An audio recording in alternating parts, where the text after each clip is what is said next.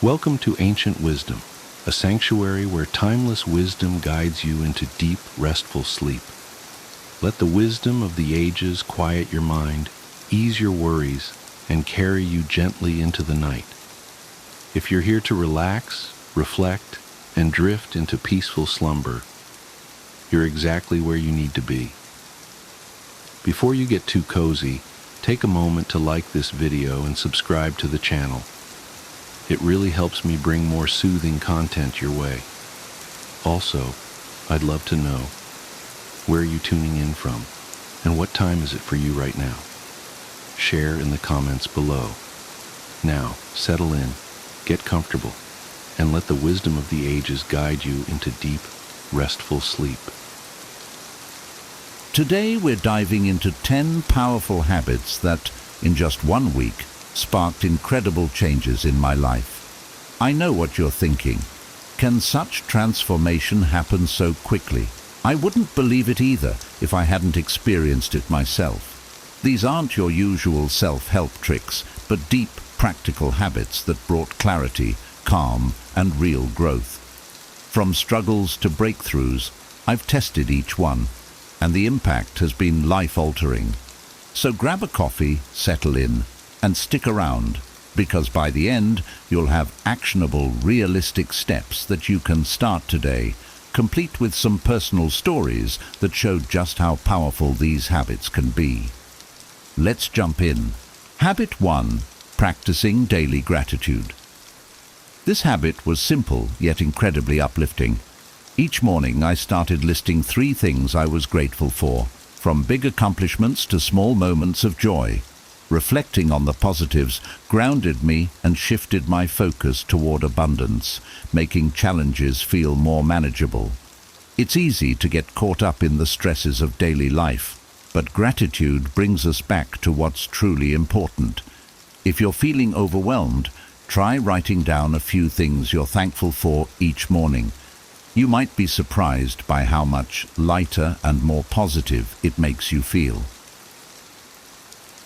Habit 2. Journaling. Journaling was something I'd always thought of as just for deep thinkers, but dedicating 10 minutes each night to write about my day changed everything.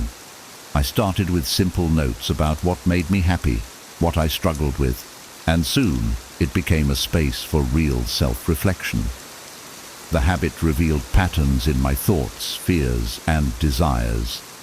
One night, after a particularly stressful day at work, I wrote down everything I was feeling, and it brought clarity and peace. I even started jotting down 3 things I was grateful for each day, which helped me shift focus from what was lacking to what I already had. It's a grounding habit that's as therapeutic as it is insightful. Habit 3. Setting a daily intention. This was a small but profound change. Every morning, I take a few minutes to set a single intention for the day, like practice patience or focus on gratitude. It created a mindful approach to my day and reminded me of my priorities when things got hectic. I found myself more focused, grounded, and in tune with my actions. Setting an intention doesn't have to be complicated. Think of it as giving your day a purpose or a theme. It can be a powerful anchor in moments of stress. Habit 4. Waking up early. The first game changer was simply waking up earlier. I used to be a late riser, hitting snooze until the last minute. Mornings were rushed and chaotic, setting a hectic tone for the whole day.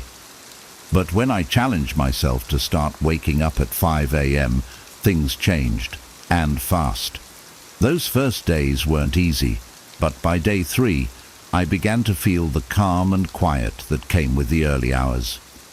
There's something almost magical about having the world to yourself as it wakes up.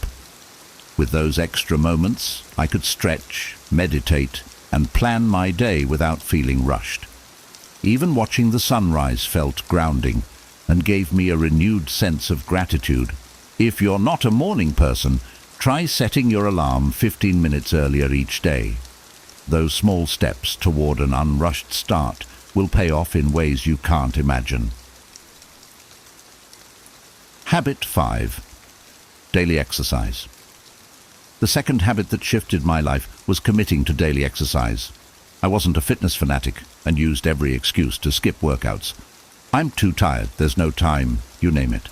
But one week I decided enough was enough. I started with just 20 minutes each day, mixing up light jogs, yoga, and simple strength exercises.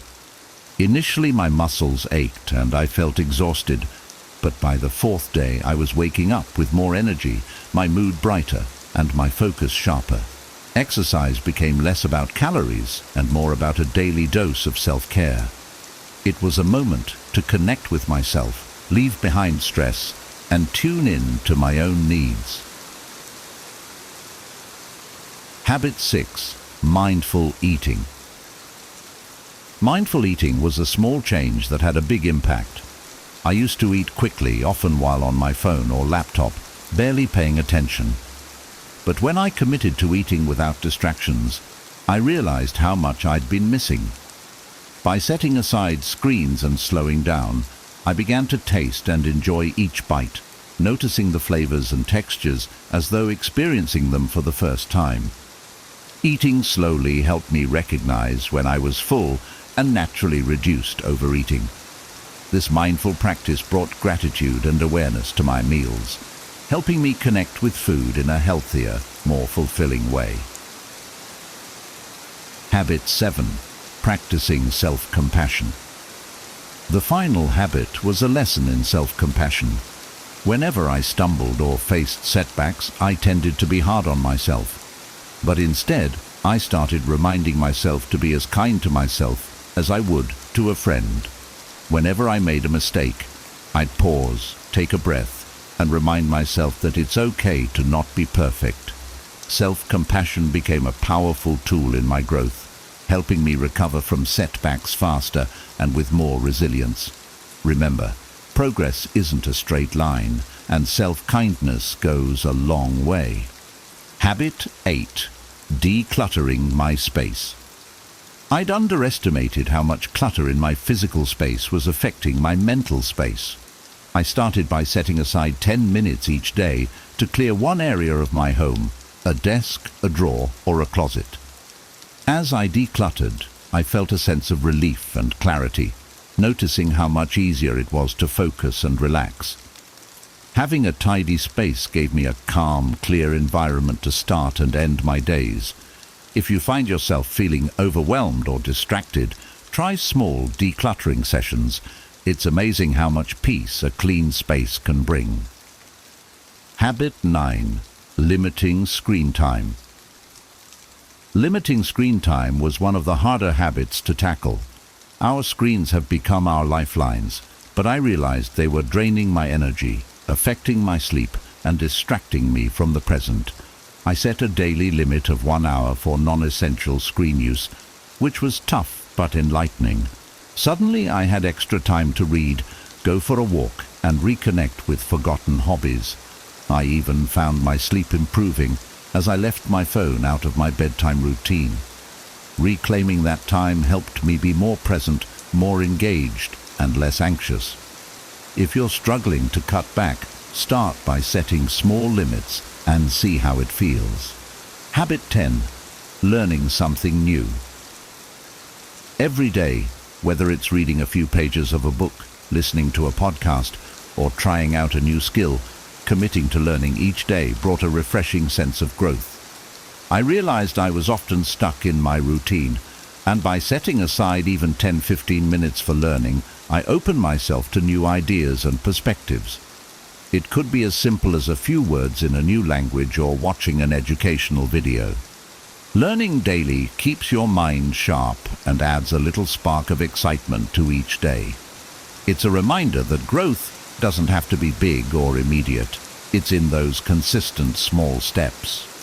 Each of these 10 habits has been transformative in its own way, contributing to a more mindful, balanced, and fulfilling life. If any of these resonate with you, try incorporating 1 or 2 into your week. Start small, embrace the process, and remember, it's about progress, not perfection. Share your thoughts below. I'd love to hear which habits you're trying or if you have questions on how to start. And of course, if you found this helpful, don't forget to like, subscribe, and hit the notification bell for more life-changing insights. Thanks for joining me on this journey. Remember, small steps can lead to massive transformations. See you in the next video, and keep being awesome. You know, I've been thinking about how sometimes saying less speaks louder. I know it sounds counterintuitive, but it's true. Whoever talks a lot often fails, they say, and lately, I think I'm starting to understand why. This realization didn't come suddenly. It crept up on me, like a thought that doesn't want to be ignored. I'm sitting here, cup of warm tea in hand, and thinking back to all those times when, in a rush to fill the silence, I just kept talking. I thought if I said more, it would make things clearer, but it often did the opposite. Let me tell you about one of those moments. A few years back, I was catching up with an old friend. We hadn't seen each other in years, and I was eager to fill him in on everything. My work, my travels, all these stories that felt important to share. I was so caught up in my own narrative that I didn't even notice how quiet he had gotten. I just kept going, thinking I was making this fantastic conversation. And then he interrupted me, kind of hesitantly, and he said, "I really wanted to tell you something." It turns out he was going through something heavy, something that I'd missed entirely in my monologue. He needed someone to listen, and here I was, just filling the air with my own stories. I remember the way his face looked, the slight disappointment. I'd failed to be the friend he needed. And you know, that look stayed with me, longer than I'd like to admit. From then on, I started to notice this pattern in myself. The more I spoke, the more I missed out on what others were actually trying to say. Or maybe what they were not saying, but were hoping I'd notice. And as I started paying attention to this, I saw it everywhere. Not just in my conversations, but in others too. It's like we're all afraid of the quiet moments, like we have to fill them up with words, no matter if they're necessary or not. But here's the thing. In silence, something special happens. There's space. Space for thoughts to breathe, for feelings to surface, for meaning to reveal itself. The times when I finally chose to stop talking, just let the words settle. I began to understand things I couldn't see when I was busy trying to be heard. I heard myself more clearly, and I started to really hear other people. I had another moment like this with my son recently. He was telling me about his day, about a challenge he'd faced, and I could feel that familiar urge to jump in, offer advice, tell him what I thought he should do, but I caught myself just for a moment. I held back. I let him talk, let him feel the silence after he spoke, and in that silence he found his own answers. It was one of the most powerful experiences I've had as a parent, to just let him have his own space, to listen and let him hear his own voice. Looking back, I realize how much richer my life would be if I had chosen silence more often, especially when I thought I had all the right words. Speaking less taught me so much more about the people around me, about what they needed, about how they felt, and even about myself. Because when we stop talking, we give ourselves permission to listen, not just to others, but to what's happening within us. It's funny how we often talk ourselves in circles, trying to fill up gaps, trying to make sense of things out loud, when sometimes all we need is to sit with our thoughts, let them settle, to be present in a way that goes beyond words. And I'm not saying I've got this down perfectly. I'm still learning. But I've come to believe that words are powerful only when they're given the space to mean something. So, if there's one thing I'd share with you, sitting here with my cup of tea and my reflections, it's this. Don't be afraid of the quiet. Sometimes, in the moments when you hold back, you'll hear things that were there all along, words you didn't have to say, answers you didn't have to search for, and you'll find a kind of peace in that silence, a connection that runs deeper than words. So next time you find yourself in a conversation, take a breath, pause, and listen. You might just find that less is indeed more. Have you ever wondered what sets apart those who achieve mastery from those who merely dabble? What if the secret to unlocking your full potential lies in a blend of ancient wisdom and modern emotional intelligence? In a world that is constantly evolving, the ability to adapt, learn, and grow is more important than ever. This guide will explore how principles of Stoicism and emotional intelligence can transform your approach to learning and self-improvement. From setting clear goals to embracing challenges, discover how these timeless philosophies can help you navigate your personal and professional journey with resilience and wisdom. Let's dive in and uncover the keys to lifelong growth and success. Learn from the best. Learning from successful individuals can provide valuable insights and strategies. Stoics believe in learning from the wise and virtuous, while emotional intelligence involves recognizing and emulating the emotional skills of successful people. Follow industry leaders on social media, read their books or biographies, and watch their interviews or talks. Study their habits, mindset, and strategies, and apply these lessons to your own life. For example, if a successful entrepreneur attributes their success to a morning routine, try incorporating similar practices into your day. Connecting with mentors and joining professional networks can also provide guidance and support. These relationships offer opportunities to learn from the experiences of others and gain feedback on your own progress. By learning from the best, you can accelerate your growth and achieve your goals more effectively. Set clear and specific goals. Setting clear, specific goals provides direction and motivation. Stoicism teaches us to set goals based on our values and remain focused on our purpose. Emotional intelligence helps you set realistic goals and maintain the motivation to achieve them. Instead of a vague goal like get fit, set a specific goal such as run 5 kilometers in under 30 minutes within 3 months. Create a training plan and track your progress weekly. This approach helps you stay focused and measure your progress, making it easier to stay motivated and achieve your goals. By setting clear and specific goals, you provide yourself with a roadmap for success. This clarity helps you stay focused, motivated, and resilient, especially during challenging times. Adapt to change. Adaptability is crucial in a rapidly evolving world. Stoics view change as a natural part of life and teach us to respond to it with tranquility. Emotional intelligence involves being adaptable and resilient, using change as an opportunity for growth. If your industry undergoes significant changes, such as new technology or regulations, take courses or seek training to stay updated. Embrace these changes as opportunities to grow and innovate, rather than as obstacles. By being flexible and open to change, you stay relevant and seize new opportunities as they arise. This adaptability enhances your resilience and enables you to thrive in a constantly changing environment.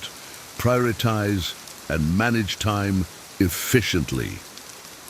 Effective time management is crucial for prioritizing learning and practice. Allocate specific periods each day to your growth activities, ensuring consistent progress. Stoic time management involves focusing on what is essential and eliminating distractions, while emotional intelligence helps you balance tasks and manage stress. Use a planner or digital calendar to schedule dedicated time for learning and practice. Break your day into blocks, assigning each block to specific activities to ensure balanced time management. This approach helps you stay organized, reduce stress, and make steady progress towards your goals. By managing your time efficiently, you create a structured environment that supports continuous learning and improvement. This discipline not only enhances your productivity, but also fosters a sense of accomplishment and well-being. Consistent practice. Consistent, deliberate practice is key to mastering any skill. It's not just about the hours you put in, but about being intentional and committed to improvement. Stoicism teaches us the value of discipline and perseverance, while emotional intelligence emphasizes self-awareness and emotional regulation to stay focused and motivated. If you're learning a musical instrument, for example, set aside time each day for focused practice.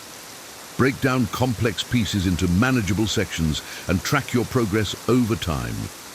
Regular practice helps you build muscle memory and refine your technique, leading to steady improvement. Approach your practice with a clear plan and specific goals. Whether it's improving your speed, accuracy, or expression, having defined objectives helps you stay motivated and measure your progress. Reflect on your practice sessions, noting what went well and what needs improvement.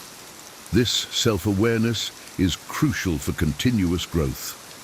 By committing to consistent practice, you develop the discipline and resilience needed to achieve mastery. This approach not only enhances your skills, but also builds a strong foundation for lifelong learning and personal development. Seek feedback and mentorship. Regularly seeking feedback and learning from mentors can accelerate your growth. Constructive feedback helps identify areas for improvement, while mentorship provides guidance and support.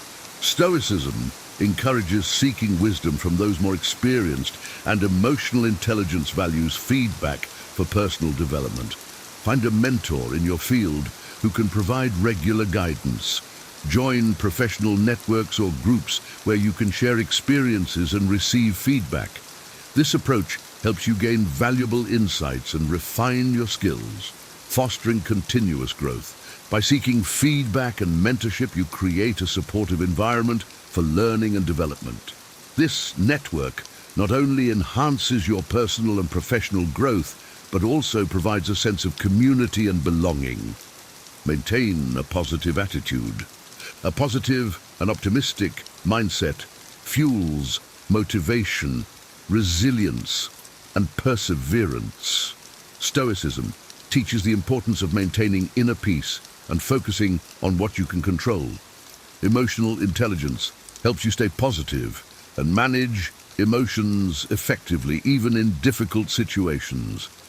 Practice gratitude daily by writing down 3 things you're thankful for.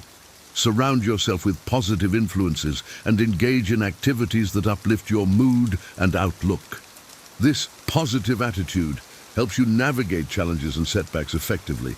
By maintaining a positive attitude, you create an environment that supports continuous growth and resilience. This optimism enables you to face challenges with confidence and persist in your journey towards lifelong learning and self-improvement. Stay humble and open-minded. Humility and openness are essential for continuous improvement. Staying humble keeps you grounded and receptive to new ideas and perspectives. Stoicism values humility, recognizing that pride can be a barrier to growth, while emotional intelligence encourages openness to feedback and diverse viewpoints. Regularly seek feedback from colleagues or peers, attend conferences, and be open to learning from those with different experiences. This approach helps you gain valuable insights and refine your skills, fostering continuous growth. By staying humble and open-minded, you cultivate a mindset of lifelong learning. This attitude enables you to embrace new opportunities and challenges with confidence, leading to greater personal and professional. Develop a growth mindset. A growth mindset involves embracing challenges, viewing failures as learning opportunities, and staying dedicated to self-improvement. This mindset aligns with Stoic principles of accepting what we cannot change and focusing on what we can control. Emotional intelligence helps you manage setbacks with resilience and use them as opportunities for growth. If you fail at a project, analyze what went wrong, learn from the experience, and apply those lessons to future endeavors. Celebrate small victories and recognize your progress, as this helps build momentum and maintain motivation.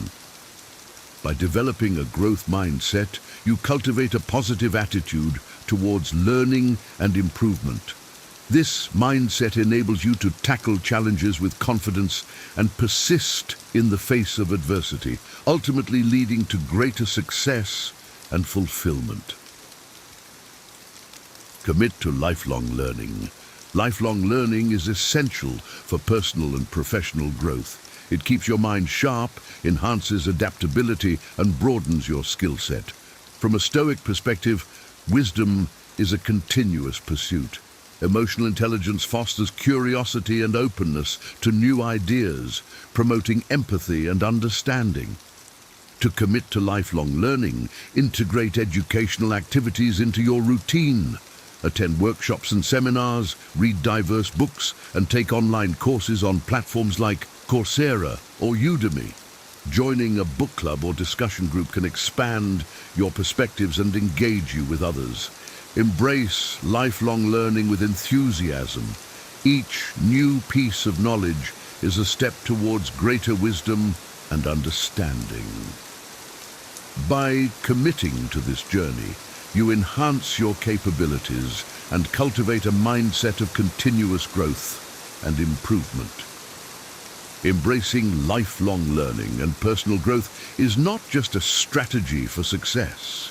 It is a way of life. By integrating the timeless wisdom of Stoicism with the insights of emotional intelligence, you can cultivate a mindset that is resilient, adaptable, and ever curious, whether it's through consistent practice, setting clear goals, or staying humble and open-minded. Each step you take on this journey contributes to your overall development. Remember, the pursuit of knowledge and self-improvement is a continuous process. There will always be new challenges to face, lessons to learn, and opportunities to grow. By committing to these principles, you not only enhance your skills and capabilities, but also enrich your life with purpose and fulfillment. Stay curious, stay disciplined, and most importantly, stay committed to your journey of lifelong learning. In doing so, you will not only achieve mastery in your endeavors, but also cultivate a life of wisdom, resilience, and lasting success. Here are 10 terrible signs you are in a toxic friendship that you must know. Have you ever walked away from a conversation with a friend feeling drained, betrayed, or even worse about yourself? Toxic friendships are silent energy thieves, and they could be sabotaging your happiness and success without you even realizing it. Here's the shocking truth. Toxic friendships can harm your mental and emotional well-being as much as, or even more than, bad relationships. And the worst part? You might not even see the signs until it's too late. From constant criticism to subtle manipulation, these friendships leave you questioning your worth and doubting your instincts. Imagine what life would look like if you broke free from these bonds and reclaimed your energy and peace of mind. In this video, we're diving into the 10 terrible signs of a toxic friendship. We'll unpack each one with relatable examples and timeless wisdom to help you spot these red flags and take back control of your relationships. And stick around until the end, where I'll share a Stoic strategy that will empower you to protect your peace, no matter how difficult the situation. Let's get started. 1. Constant criticism and negativity. Friendships should be a source of encouragement and positivity, but when a friend constantly criticizes or demeans you, it becomes toxic. I've been there, excited to share a success or even a small joy, only to be met with sarcasm, judgment, or an outright dismissal. Over time, these small cuts pile up, leaving you questioning your worth or feeling like your achievements are never enough. Stoic philosophy offers a valuable perspective in dealing with such situations. Epictetus reminds us, it's not what happens to you, but how you react to it that matters. When someone habitually criticizes us, their words reflect more about them than us. Their negativity may stem from their own insecurities, frustrations, or inability to celebrate others' successes. Understanding this doesn't excuse their behavior, but it helps us not internalize their words. There's also wisdom in Marcus Aurelius's reflection, choose not to be harmed, and you won't feel harmed. For a long time, I allowed the opinions of others to shape how I saw myself. If they criticized my work or mocked my dreams, I'd question whether I was on the right path. But the Stoics teach us to ground our self-worth internally, not in the unstable approval of others. I learned to step back and ask, is their criticism constructive, or is it just noise? Most of the time it was the latter, but knowing this doesn't mean we should tolerate endless negativity. A true friend's feedback may sometimes be uncomfortable, but it should always come from a place of care and a desire to see us grow. Toxic criticism, on the other hand, is intended to diminish us. Seneca wrote, associate with people who are likely to improve you. If a friendship consistently drags you down, it's worth re-evaluating its place in your life. I began setting boundaries when I recognized this pattern in a past friendship. Instead of confronting their negativity with anger, I calmly expressed how their words affected me. Stoicism taught me to remain composed and intentional in my response. When they didn't change, I chose to limit my interaction with them, not out of spite, but to protect my peace.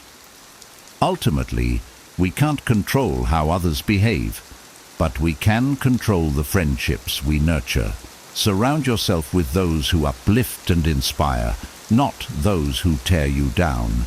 That's not just a wise choice, it's a Stoic one. 2. One-sided effort. A friendship should be a two-way street. When you're the one always reaching out, making plans or offering support, it becomes exhausting and unsustainable. I've had friendships where I felt like the glue holding things together, sending the first text, organizing meetups, or being the listening ear every time they needed to vent. But when I needed someone, there was silence. It felt like running a marathon while they casually strolled beside me. Stoic wisdom reminds us to evaluate relationships through a lens of rationality and fairness. Marcus Aurelius wrote, what is not good for the beehive cannot be good for the bees. A friendship that lacks mutual effort disrupts the harmony of both individuals. It leaves one person depleted while the other benefits without reciprocation. This imbalance is not just unkind, it's unhealthy. I used to justify one-sided friendships, convincing myself that maybe they were just busy or going through something. But Epictetus urges us to focus on what is within our control. Attach yourself to what is in harmony with your nature. If your natural state is to give and connect, yet someone continually neglects your efforts, that misalignment is worth examining. Their behavior isn't something you can control, but your choice to invest in that relationship is. Recognizing one-sided effort doesn't mean immediately cutting someone off. Instead, as the Stoics would advise, approach the situation with clarity and composure. Seneca reminds us, a gift consists not in what is done or given, but in the intention of the giver. When I noticed this pattern in a friendship, I first communicated openly. I let them know how I felt, calmly and without blame, hoping for a shift. When nothing changed, I reduced my efforts, saving my energy for relationships that felt balanced and rewarding. This wasn't easy. Part of me feared losing the friendship altogether, but the Stoics taught me to accept impermanence. Marcus Aurelius advised, "When you arise in the morning, think of what a privilege it is to be alive, to think, to enjoy, to love." I chose to redirect my love and care toward friendships that honored reciprocity, and in doing so, I found deeper fulfillment.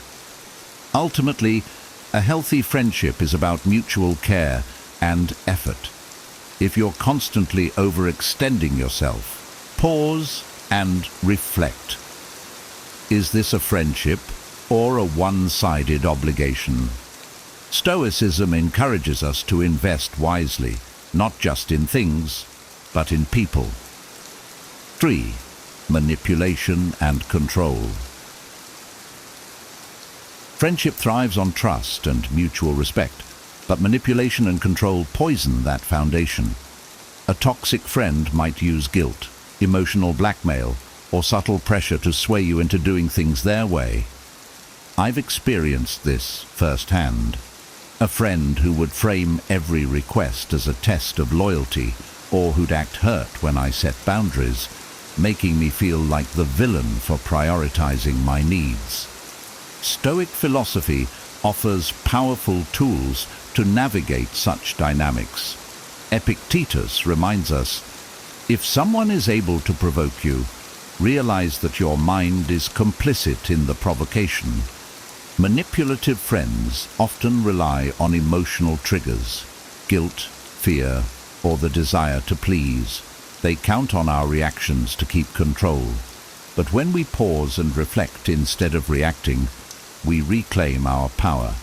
Their words and actions lose their grip on us.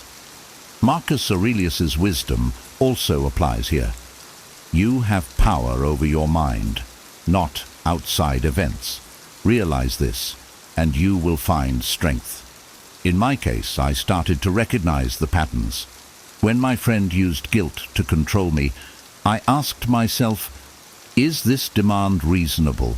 Would they act the same way if roles were reversed? The answer was often no. By grounding my decisions in reason rather than emotion, I began to see their manipulation for what it was, a tactic, not a truth. It's crucial, however, not to respond to manipulation with anger or retaliation. Stoics advocate for calm and measured action. Seneca wrote, "The best revenge is not to be like your enemy." When I confronted my friend about their behavior, I did so with composure, explaining how their actions made me feel and why it was affecting our friendship. This allowed me to set boundaries without escalating the situation. Still, not all manipulative relationships can be salvaged. If a friend refuses to respect your autonomy, Stoicism teaches us to let go gracefully. Epictetus advises, don't explain your philosophy, embody it. By stepping away, you set a standard for how you deserve to be treated, not just by others, but by yourself. Friendship should empower, not control. If someone's behavior feels like manipulation, it's a sign to reflect, act with integrity, and protect your inner peace. As the Stoics would say, you cannot control their actions, but you can control your response. 4. Jealousy and competitiveness. True friends celebrate your victories as if they were their own. But in a toxic friendship, jealousy and competitiveness take the stage. I've been in situations where sharing good news, landing a job, achieving a goal, or even just a small success, was met with forced smiles or subtle attempts to downplay my accomplishments. Sometimes they'd turn the conversation back to their own achievements, or hint at why my success wasn't such a big deal. After all, Stoicism teaches us that envy is a reflection of inner turmoil, not of the person it's directed at. Seneca wrote, "The mind that is anxious about future events is miserable. A friend's jealousy often stems from their fear of inadequacy, their struggle with their own goals, or their inability to measure up to their internal expectations." Recognizing this helped me see that their reactions weren't about me, but about their own insecurities. Still, it's not easy to deal with a friend who turns every moment into a competition. Marcus Aurelius provides guidance. The impediment to action advances action. What stands in the way becomes the way. Their envy challenged me to focus on what mattered most, my own values and growth. Instead of seeking their approval, I began asking myself, am I proud of this accomplishment? Does it align with my goals? By shifting my perspective, I became less affected by their behavior. However, that doesn't mean tolerating toxic competitiveness indefinitely. As Epictetus advises, it is not things themselves that disturb people, but their judgments about those things. When jealousy repeatedly overshadowed our friendship, I addressed it. I calmly explained how their reactions made me feel, highlighting that a true friend's joy is multiplied by shared success, not diminished by it. In one case, this conversation improved the friendship. In another, it didn't. When their competitiveness remained toxic, I followed Seneca's wisdom. Withdraw into yourself as far as you can. I chose to distance myself from that friendship, not with bitterness, but with an understanding that some relationships aren't meant to last. A friend's jealousy shouldn't dim your light or make you shrink yourself. A genuine friendship is a partnership in growth and joy. When competitiveness replaces camaraderie, Stoicism encourages us to focus on our path, maintain our inner tranquility, and seek relationships that uplift rather than undermine us. 5. Disrespecting boundaries. Healthy friendships. Respect personal boundaries, but toxic ones often disregard them. Maybe it's a friend who constantly interrupts your downtime, insists on knowing every detail of your life, or pressures you into situations you're uncomfortable with. I've been in friendships where saying no felt impossible because it would lead to guilt trips or passive-aggressive comments. Over time, this eroded my sense of autonomy and left me feeling overwhelmed. Stoicism reminds us that boundaries are essential for maintaining our inner peace. Epictetus said, "Know first who you are, and then adorn yourself accordingly." Recognizing your own values, needs, and limits is the first step in setting boundaries. If you don't know what you stand for, it's easy for others to impose their expectations and desires on you. Marcus Aurelius offers wisdom for handling such situations. Be tolerant with others and strict with yourself. This doesn't mean letting others walk all over you. It means understanding that their actions are theirs to own, while your responsibility is to uphold your principles. When I encountered a friend who constantly pushed my limits, I had to practice self-discipline. Instead of reacting emotionally, I calmly and firmly restated my boundaries. Setting boundaries in a Stoic way means doing so without anger or resentment. Seneca advised, "Anger, an acid that can do more harm to the vessel in which it is stored than to anything on which it is poured." When my friend ignored my boundaries, I chose not to retaliate, but to explain why those boundaries mattered. I said, "I value our friendship, but I also need time to recharge," or "I feel uncomfortable when you pressure me into decisions I'm not ready to make." This approach preserved my dignity and communicated my needs clearly. Sometimes, however, even after setting boundaries, the behavior doesn't change. In those cases, The Stoics teach us to accept what we cannot control. Epictetus reminds us, we cannot choose our external circumstances, but we can always choose how we respond to them. If a friend consistently disrespects your limits, it's okay to distance yourself. Doing so isn't selfish, it's self-preservation. Friendships thrive on mutual respect. When someone dismisses your boundaries, it's a sign that the relationship may not be as healthy as it should be. Stoicism empowers us to assert our values, protect our peace, and cultivate relationships where boundaries are honored. 6. Lack of empathy. A true friend listens, understands, and empathizes when you share your struggles or joys. But in a toxic friendship, empathy is often missing. You may notice they brush off your feelings, quickly turn the conversation back to themselves, or even mock your vulnerability. I've been in friendships where opening up felt pointless because I knew my emotions wouldn't be met with care or understanding. Stoic philosophy emphasizes the importance of understanding others while maintaining our own peace.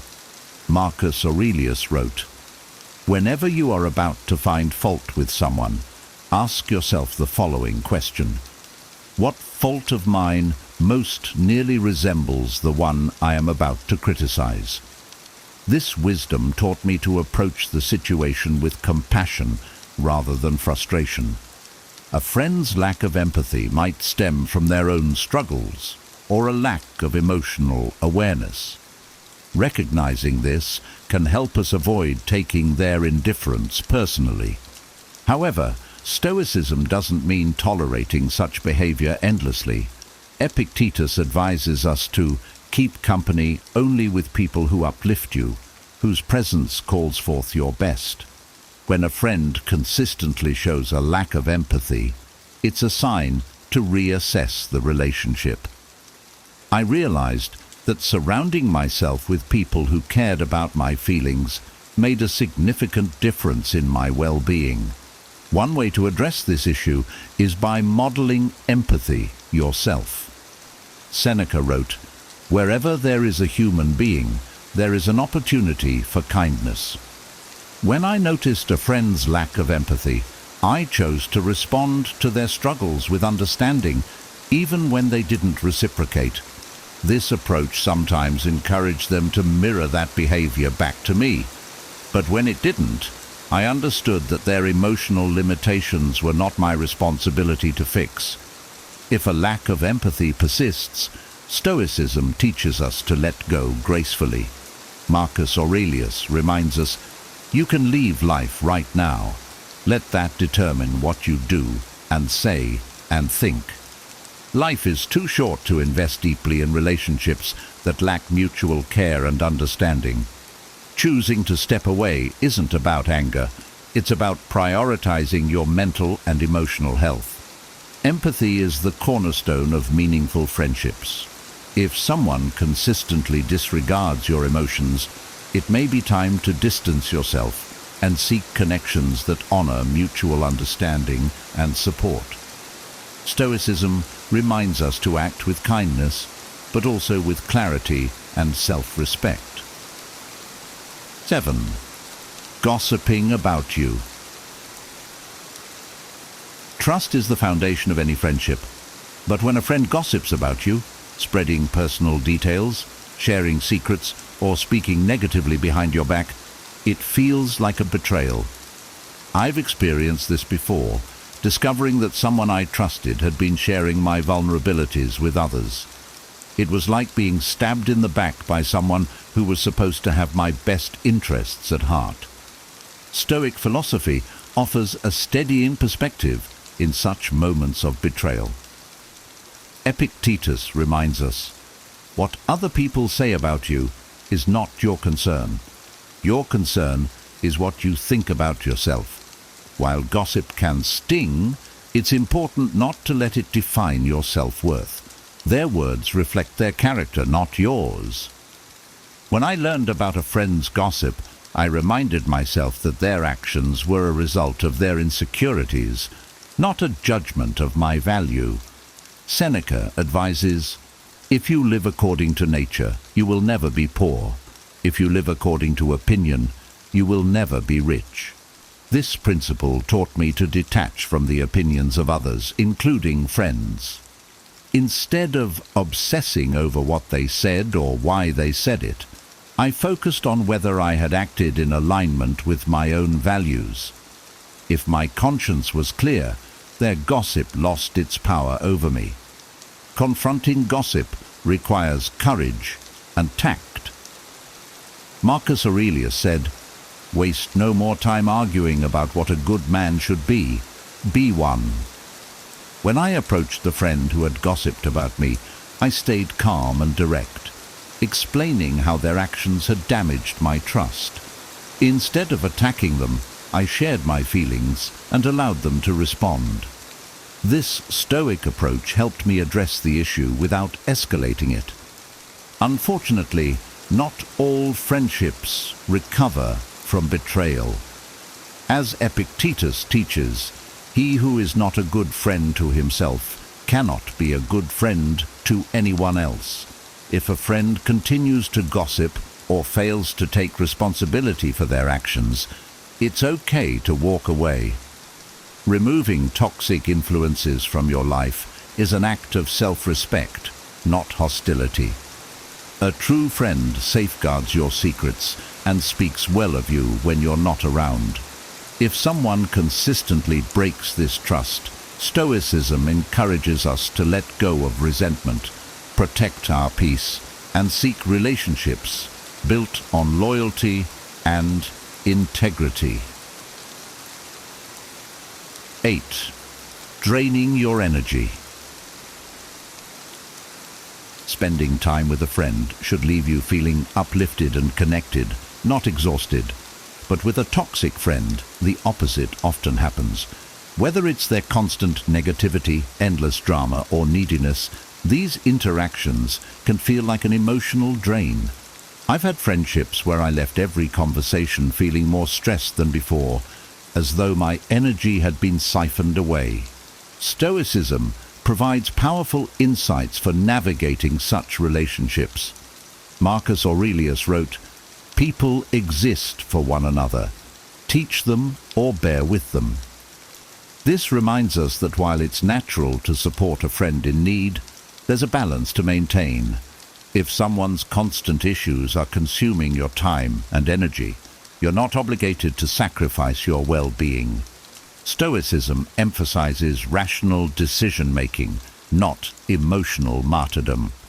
One way I addressed this issue was by setting boundaries, something Epictetus often emphasized. He advised, "Know what you can bear and carry no more than your share."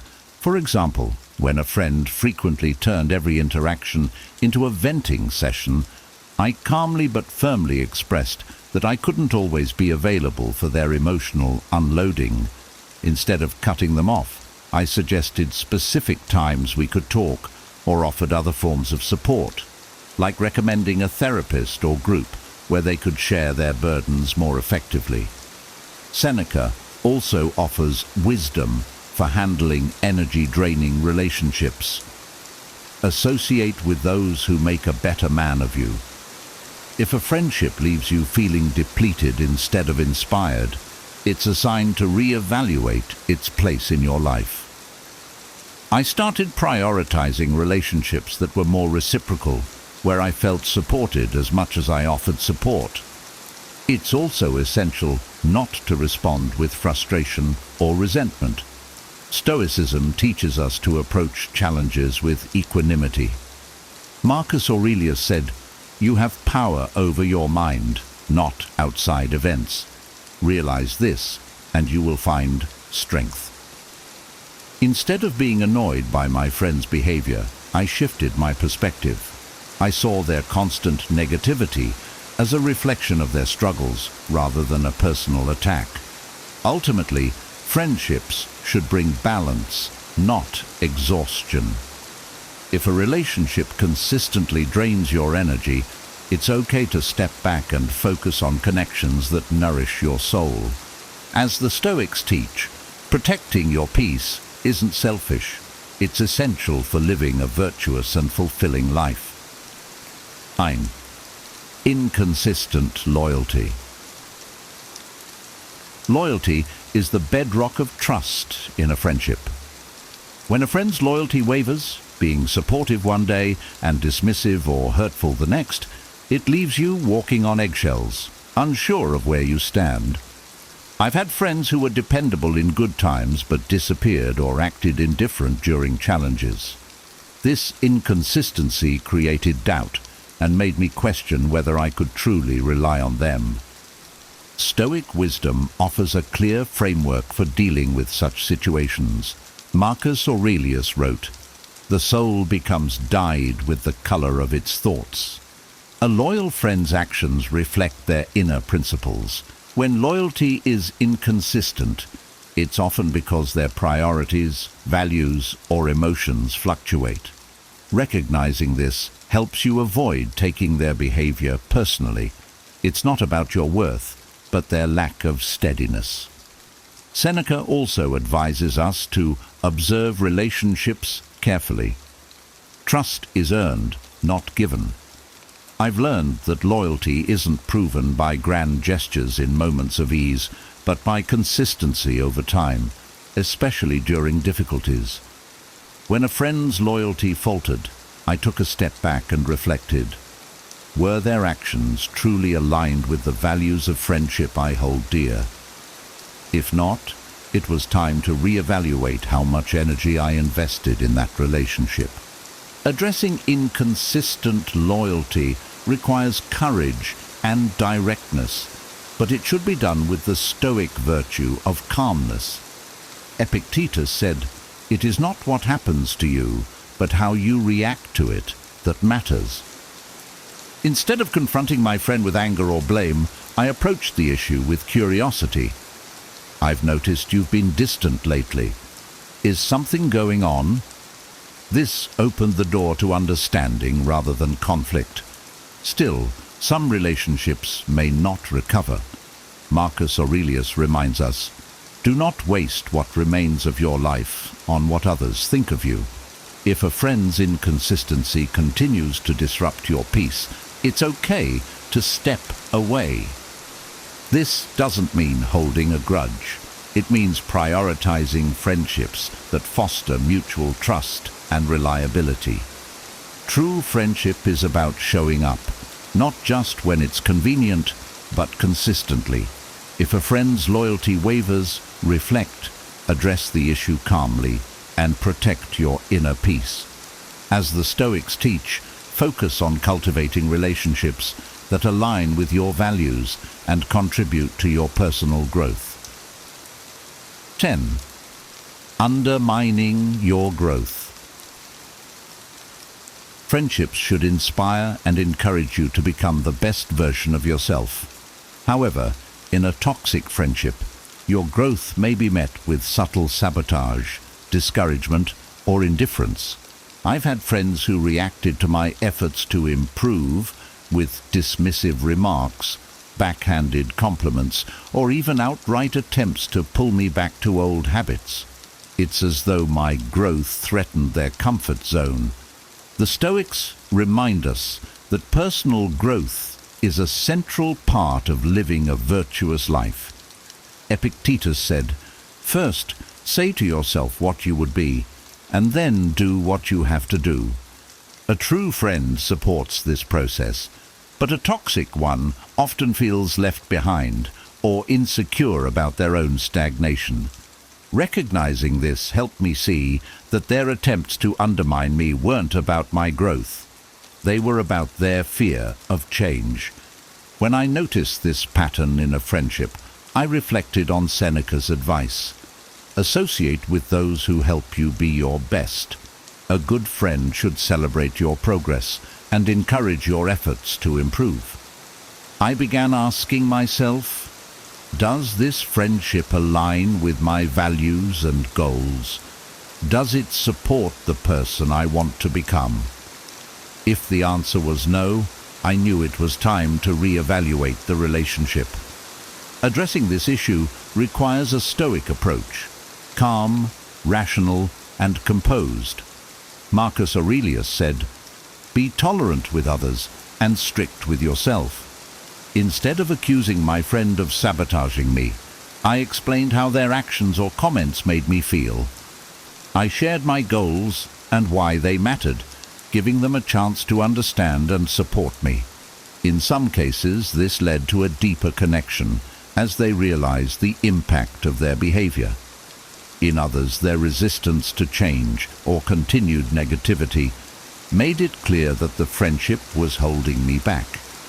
As Epictetus teaches, the key is to keep company only with people who uplift you, whose presence calls forth your best. Letting go of friendships that undermine your growth isn't easy, but it's necessary for your well-being. Stoicism teaches us to act with integrity, prioritize our values, and seek relationships that encourage our journey toward self-improvement. Surround yourself with people who celebrate your growth and inspire you to keep striving for excellence. Toxic friendships can be hard to spot and even harder to let go of, but recognizing these red flags is the first step toward protecting your peace and building healthier relationships. Remember, true friends uplift and inspire, not drain or diminish you. As the Stoics teach us, we can't control how others act, but we can control the company we keep. If you found this video helpful, don't forget to like it and subscribe to the channel for more insights on navigating relationships and living a wiser, more intentional life. I'd also love to hear from you. What resonated most with you? Have you ever experienced any of these signs in a friendship? Share your thoughts and takeaways in the comments below.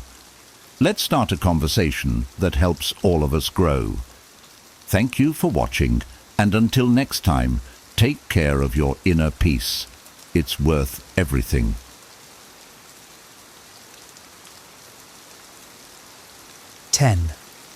Hidden signs. Your boss doesn't value you, and how to deal with this problem. Have you ever felt invisible at work? You put in hours of effort, exceed expectations, and contribute meaningfully, yet the recognition you hope for never comes. Perhaps your ideas are dismissed, or worse, credited to someone else. This feeling of being overlooked can gnaw at your confidence and make you question your worth. But what if this isn't just a fleeting phase, but a reflection of how your boss truly values you? Recognizing the hidden signs of being undervalued isn't merely about ego or pride. It's about clarity and self-respect. In a Stoic sense, it's about understanding what's within your control. You can't force others to value you, but you can choose to see the signs, reflect on their meaning, and decide how to respond. Ignoring these signals can lead to stagnation, dissatisfaction, and a life where you remain a shadow of your potential.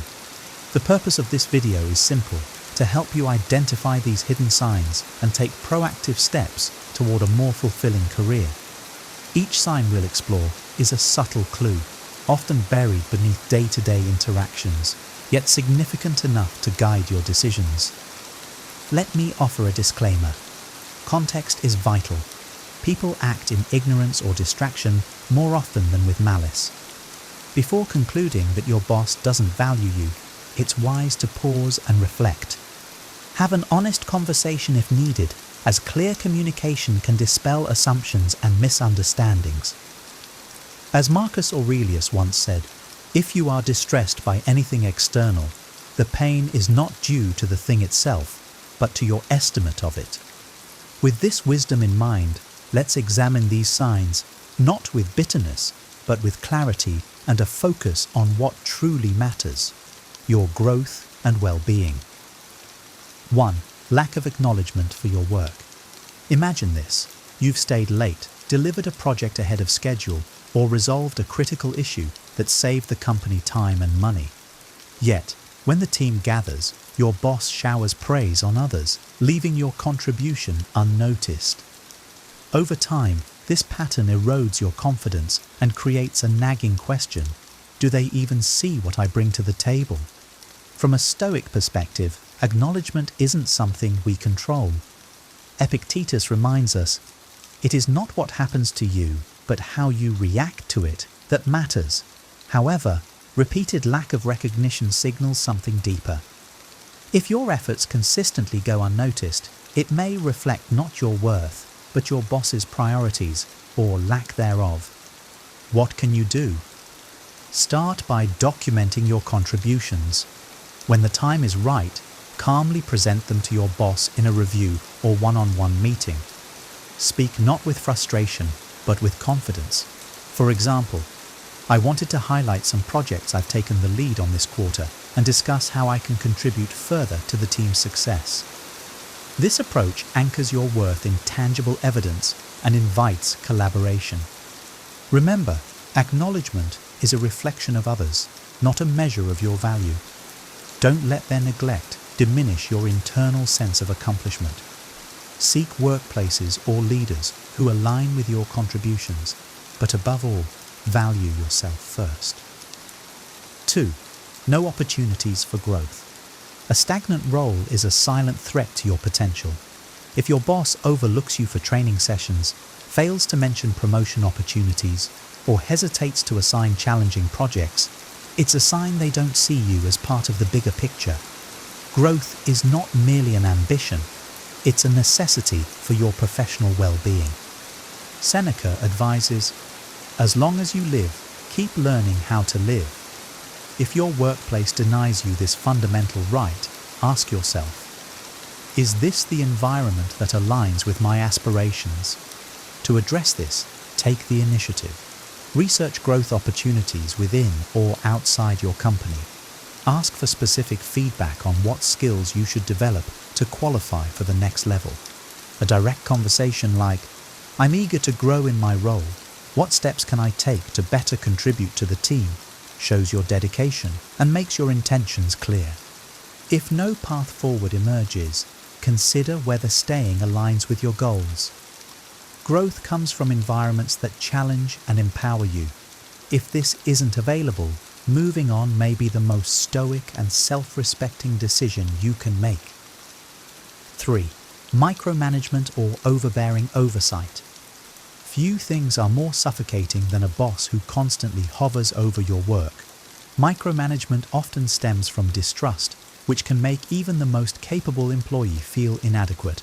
If your boss rewrites your emails, double-checks every minor detail, or overrides your decisions, it signals they don't trust your expertise. Or worse, they don't want you to shine independently. A Stoic approach reminds us to separate what we can control, our work ethic and attitude, from what we cannot, such as another's insecurities. As Marcus Aurelius noted, waste no more time arguing about what a good man should be one. To counter micromanagement, focus on building trust. Communicate regularly about your progress and results before they ask. For instance, you might say, here's the status of the project and how I plan to move forward. Let me know if there's anything specific you'd like adjusted. This preemptive transparency can ease their fears and allow you more freedom over time. However, if their behavior persists despite your efforts, reflect on whether this is an environment conducive to growth. Being trusted to exercise your skills is essential for professional development. If that's not possible, it may be time to seek a role where your independence is valued. As the Stoics teach, protect your energy and focus on what propels you forward. 4. Exclusion from important meetings or projects. Imagine finding out about a major team decision from a co-worker or being left out of a critical meeting where your expertise would have been valuable.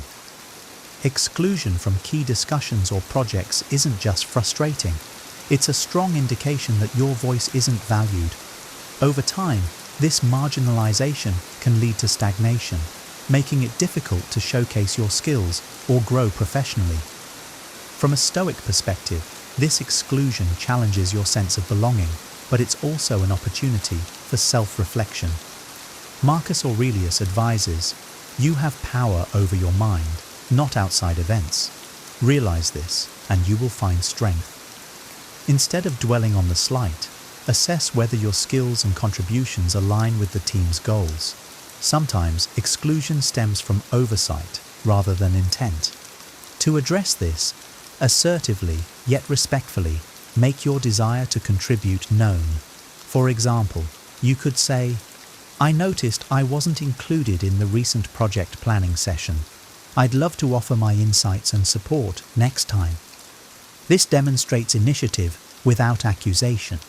If exclusion persists despite your efforts, reflect on the workplace culture. A team that consistently sidelines you may not value your input, or worse, may not align with your growth goals. Your talents deserve a platform where they can thrive, and sometimes that means seeking opportunities elsewhere. 5. Unclear or vague feedback.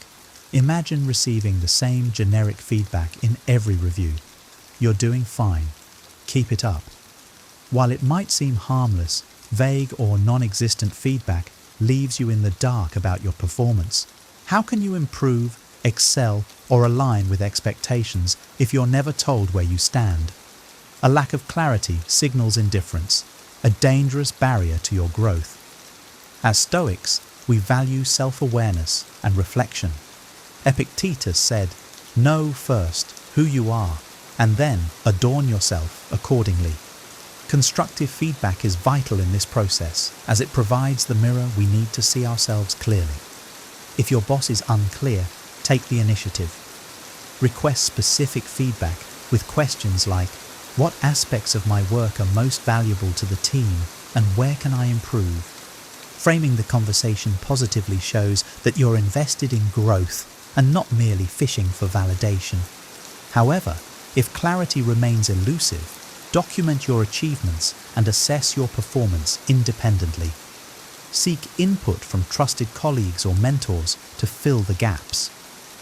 Long term, consider whether a boss who avoids giving clear guidance aligns with your career ambitions. Your development deserves clarity, not apathy. 6. Favoritism toward others. Few workplace dynamics are as demoralizing as favoritism. When one team member consistently receives the best assignments, praise, or perks, it creates an environment of inequality. If you feel like no matter how hard you work, you're always in someone else's shadow, it's time to consider what this pattern reveals about your boss's priorities. Seneca reminds us, "We suffer more in imagination than in reality." While favoritism may seem personal, it often stems from biases or comfort zones rather than deliberate malice. However, understanding this doesn't mean you must accept it passively. To address favoritism, focus on what you can control, your own performance and contributions. Maintain a strong work ethic and document your achievements to ensure they're visible. You might also have a candid conversation with your boss, asking, "Are there additional opportunities where I could contribute and showcase my skills?" This shifts the focus from comparison to collaboration. Yet, if favoritism continues unchecked and stifles your opportunities for growth, ask yourself if this is a team you want to invest in. A workplace built on fairness and merit will always provide a stronger foundation for your future.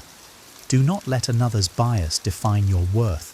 Your value is determined by your actions, not their preferences. 7. Unfair workload distribution. Picture this. You're constantly assigned the most challenging tasks while others receive lighter workloads or avoid responsibility altogether. Despite your efforts, the extra work goes unnoticed or unappreciated. Over time, this imbalance can lead to burnout and resentment, making you question if you're being exploited rather than valued. From a Stoic lens, unfair treatment is a test of your resilience and perspective. As Marcus Aurelius wrote, "You have endured countless misfortunes, yet look, still you stand. However, enduring does not mean enabling. Recognizing when an unfair burden is placed on you is the first step toward change. To address this, communicate assertively but diplomatically. For example, you might say, "I've noticed that my workload is significantly heavier compared to others. I'd like to discuss how we can better balance tasks to ensure everyone contributes equally." By framing the issue as a team concern, you minimize defensiveness while advocating for yourself. If the imbalance persists, consider whether the organization aligns with your long-term goals. While hard work is commendable, a workplace that exploits rather than appreciates your efforts will stifle your growth. Remember, your time and energy are finite. Choose to invest them wisely. 8. Lack of personal interest. A boss who shows no curiosity about your well-being, career aspirations, or personal growth sends a clear message. You're seen as a cog in the machine rather than a valued individual.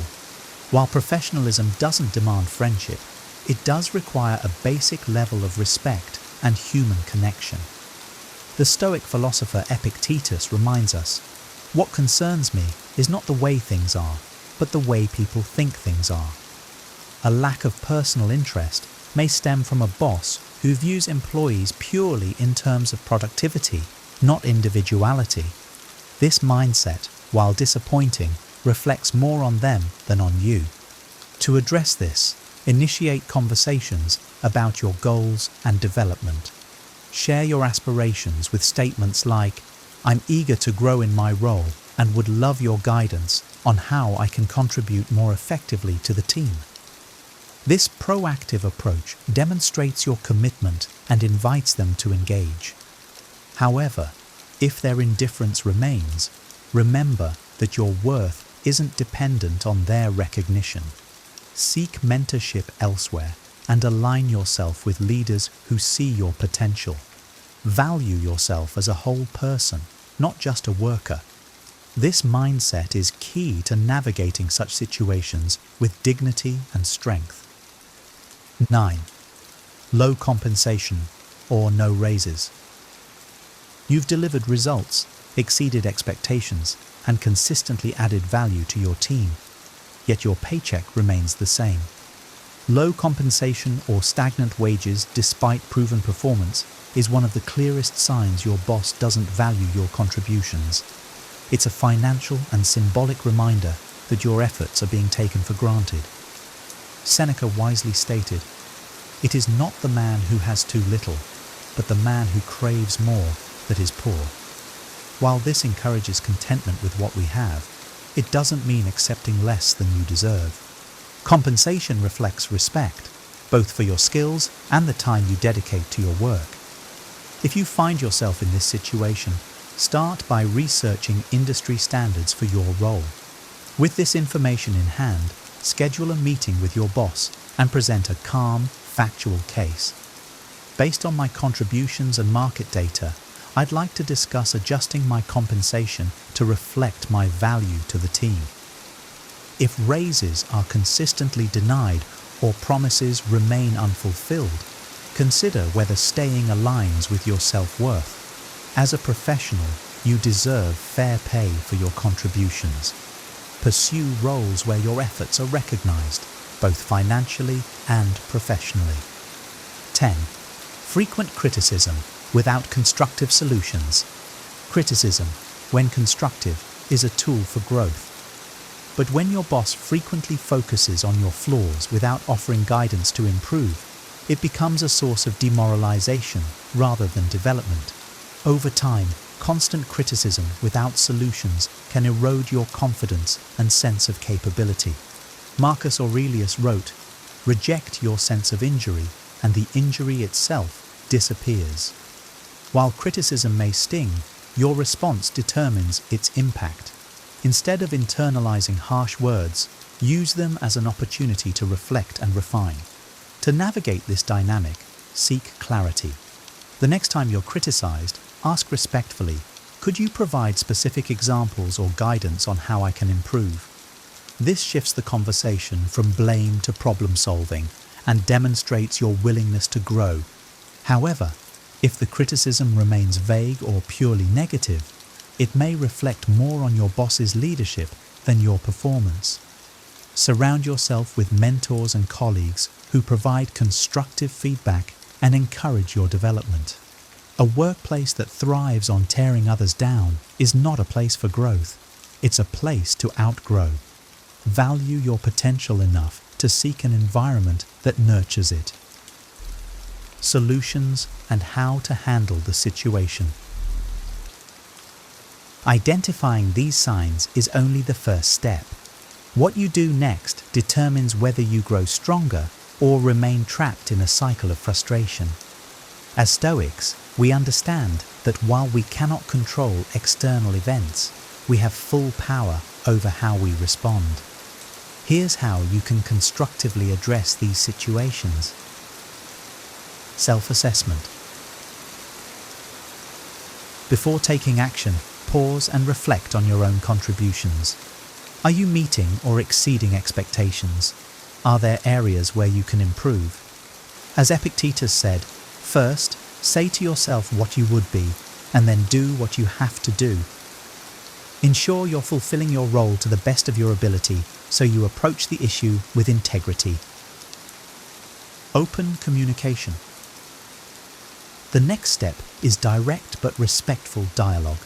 Schedule a meeting with your boss to discuss your concerns. For example, say, "I'd like to understand how I can contribute more effectively and align my goals with the team's objectives." Frame the conversation around growth and collaboration rather than confrontation. This Stoic approach focuses on solutions rather than dwelling on the problem. Document achievements. Keep a detailed record of your accomplishments, challenges you've overcome, and any measurable contributions you've made. This provides tangible evidence of your value. When presenting your case, be factual and calm. Your work speaks louder than emotion. Seek support. If the situation doesn't improve, consider seeking guidance from HR, a trusted mentor, or colleagues. Outside perspectives can provide clarity and solutions you might not have considered. Personal growth strategies. Ultimately, growth is in your control. Invest in learning new skills, networking, or exploring lateral moves. If the current environment doesn't align with your aspirations, it's not failure. It's wisdom to seek a place where you can flourish. As Seneca wisely noted, "As is a tale, so is life. Not how long it is, but how good it is what matters." Recognizing the hidden signs that your boss doesn't value you is an act of self-respect.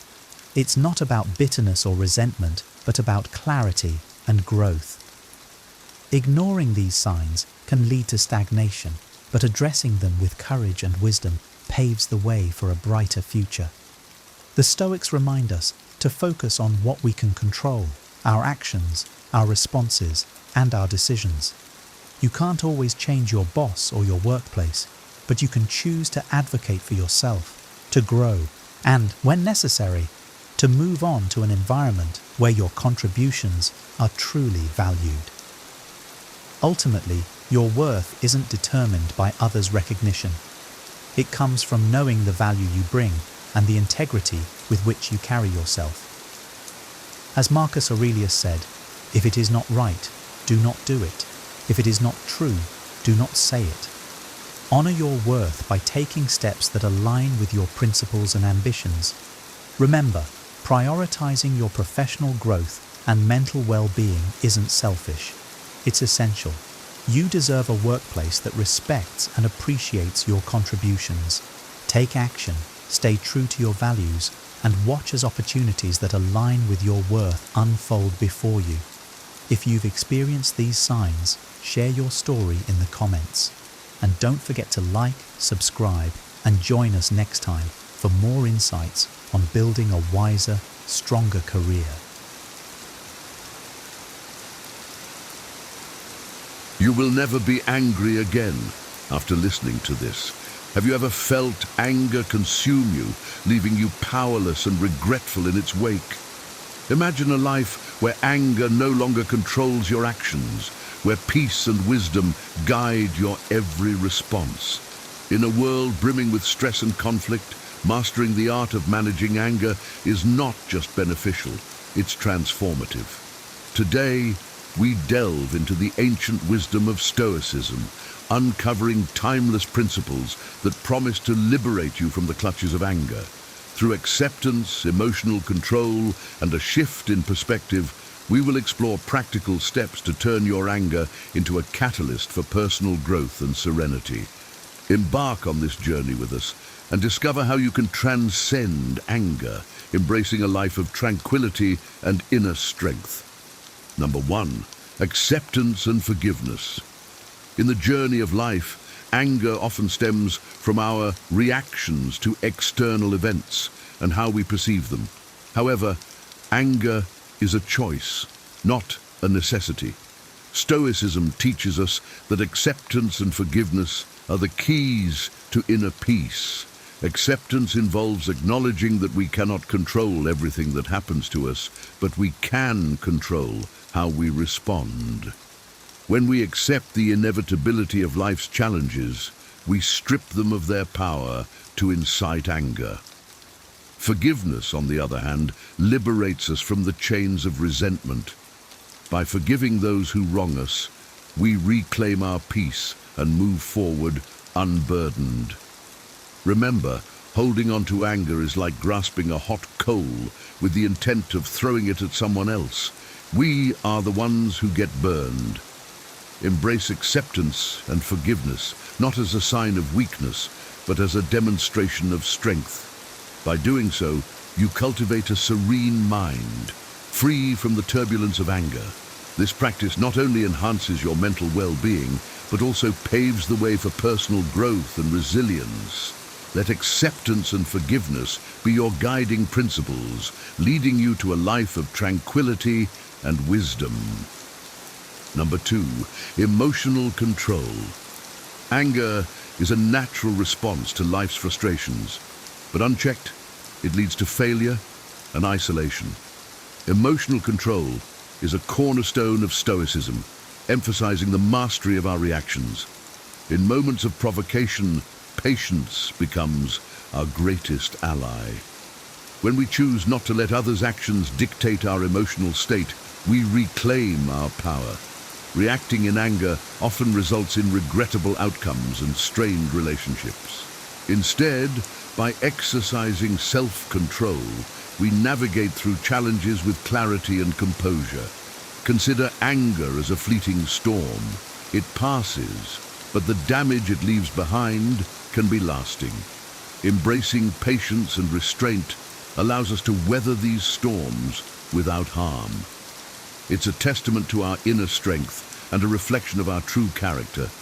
The ability to remain calm in the face of adversity is not only a marker of emotional maturity, but also a pathway to lasting peace. Cultivate emotional control as a daily practice. Reflect before you react. Breathe before you speak. And pause before you act. In doing so, you create a harmonious inner world, immune to the chaos of anger. Number 3, self-awareness. Self-awareness is the foundation of managing anger effectively. Recognizing our emotional triggers and understanding our reactions is crucial for personal growth. Stoicism encourages us to reflect on our inner lives, to observe our thoughts and feelings with a detached perspective. This practice of introspection allows us to identify the roots of our anger and address them proactively. When we are aware of our emotions, we gain the power to control them.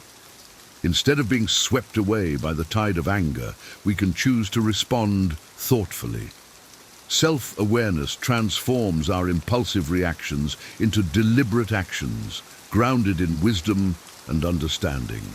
It's through this process that we learn to navigate life's challenges with grace and resilience.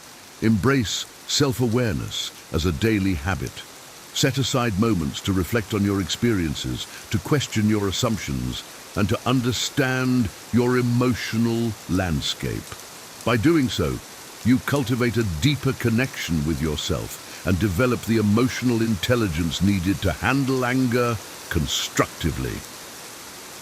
Self-awareness is not just a tool for managing anger, it is a pathway to self-mastery and enduring peace. Number 4, perspective. Changing your perspective on what causes anger can significantly diminish its impact. Stoicism teaches us that our interpretations of events, rather than the events themselves, often trigger our anger. By shifting our viewpoint, we can transform our emotional response. Life's challenges are inevitable, but our perspective shapes how we experience them. Viewing obstacles as opportunities for growth rather than threats helps us maintain our composure. This mindset encourages resilience and fosters a positive outlook, even in the face of adversity. When we see difficulties as a natural part of the human experience, we are less likely to react with anger. Instead, we approach them with a calm and rational mind, ready to learn and adapt. Perspective is a powerful tool. It can turn setbacks into lessons and frustrations into stepping stones. Practice reframing your thoughts. When faced with a challenging situation, ask yourself how you can grow from it. By changing your perspective, you not only reduce the power of anger, but also enhance your overall well-being. Adopting this Stoic approach leads to a more balanced and fulfilling life, rooted in wisdom and understanding. Number 5, practical steps. Implementing practical steps to manage anger is essential for maintaining emotional balance. Techniques such as deep breathing, counting to 10, and avoiding immediate reactions are simple yet effective strategies. These methods create a pause between stimulus and response, allowing us to choose a more measured reaction. Deep breathing helps calm the mind and reduce physiological arousal, making it easier to think clearly. Counting to 10 provides a moment of reflection, preventing impulsive outbursts. By delaying our response, we give ourselves the opportunity to consider the consequences of our actions. Another practical step is to engage in physical activity, which can dissipate the energy that fuels anger. Additionally, journaling can be a valuable tool for processing emotions and gaining insight into our triggers. Writing down our thoughts and feelings helps us to see them more objectively and find constructive ways to address them. Remember, these techniques are not about suppressing anger, but about managing it wisely. By incorporating these practical steps into our daily routine, we build resilience and foster a calm and composed demeanor.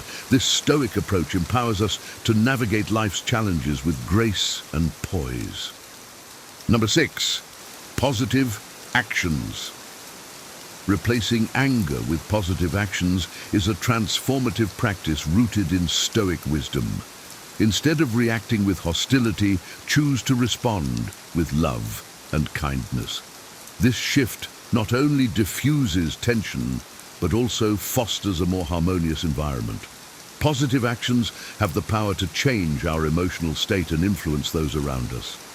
When faced with provocation, take a moment to consider how you can respond constructively. Acts of kindness, even towards those who have wronged us, demonstrate strength and emotional maturity. By choosing to act with compassion, we break the cycle of anger and create opportunities for reconciliation. Gratitude is another powerful tool in this regard. Reflecting on what we are thankful for can shift our focus from what's wrong to what's right in our lives. This change in perspective helps to diminish feelings of anger and fosters a sense of peace. Embrace positive actions as a way of life. Let your responses be guided by love and understanding rather than anger and resentment. This practice not only enhances your well-being, but also contributes to a more peaceful and compassionate world. Number 7,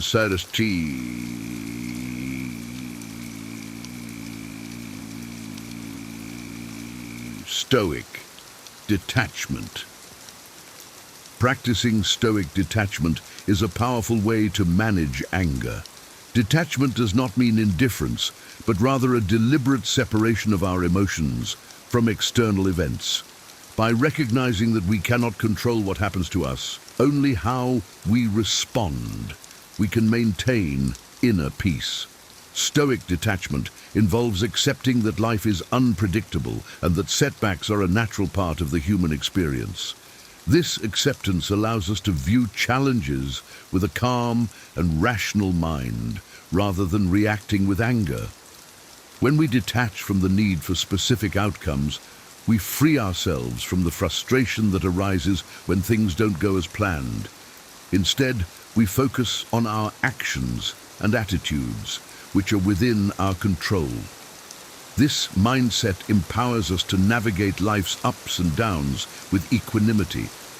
Practice detachment by reminding yourself of what is within your control and what is not. Let go of unrealistic expectations and embrace the uncertainty of life. By doing so, you cultivate a resilient and composed demeanor, impervious to the storms of anger. Stoic detachment is a pathway to enduring peace and inner strength. Number 8, mindfulness and present moment awareness.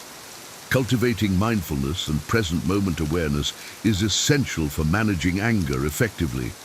Mindfulness involves being fully present and aware of our thoughts, feelings, and surroundings without judgment. This practice helps us stay grounded and reduces the likelihood of reacting impulsively to anger-inducing situations. By focusing on the present moment, we can observe our emotions without becoming overwhelmed by them. This awareness allows us to respond thoughtfully rather than reactively. When we are mindful, we create a space between stimulus and response, giving us the freedom to choose our actions. Techniques such as meditation, deep breathing, and mindful walking can enhance our ability to stay present. These practices calm the mind and increase our awareness of the present moment, making it easier to manage our emotions.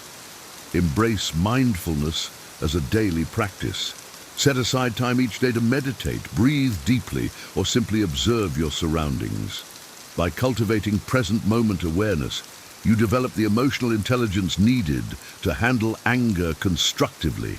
This Stoic approach leads to a more peaceful and balanced life, rooted in wisdom and clarity. Number 9, cognitive reframing.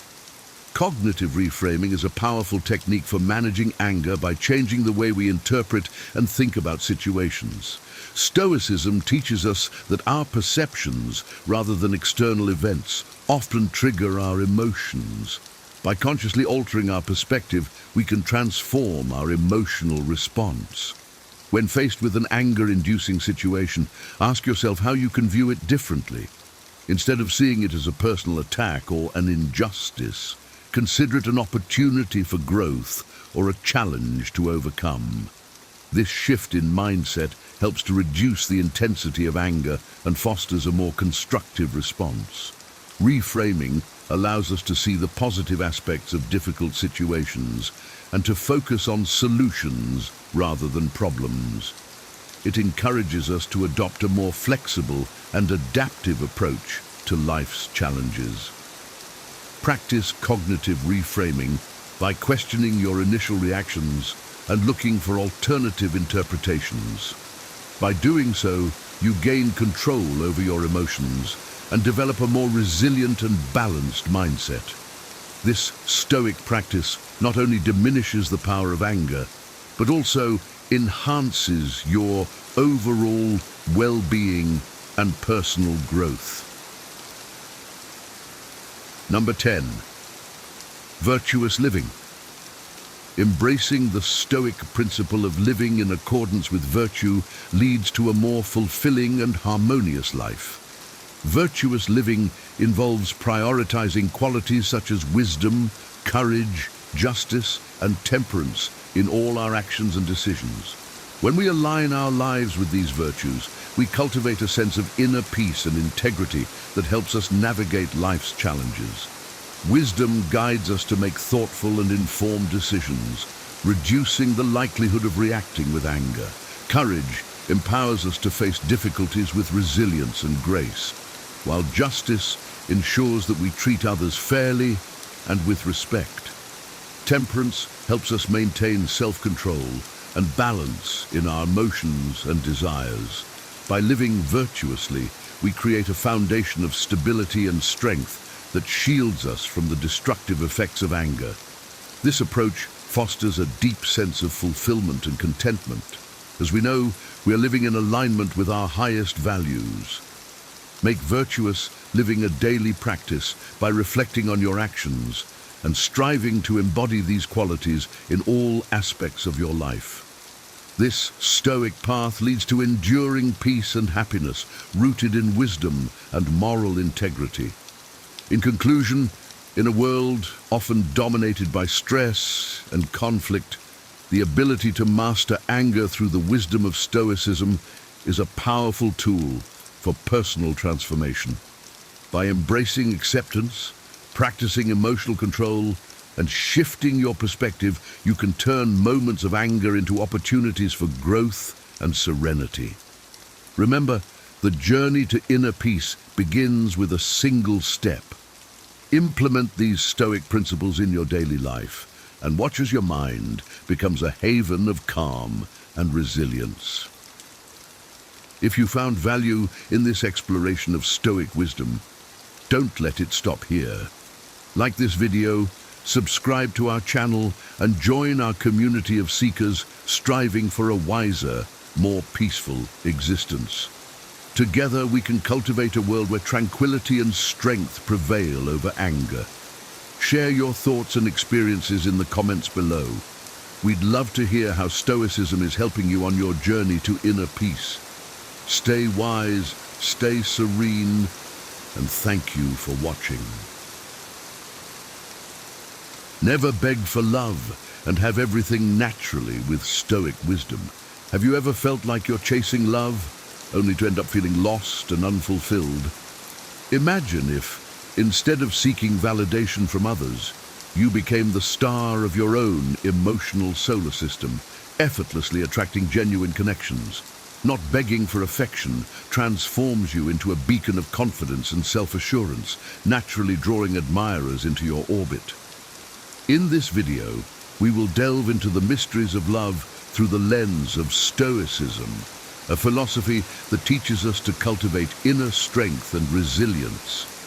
By embracing Stoic principles, you can transform your quest for meaningful connections into a graceful dance of trust, self-esteem, and self-awareness.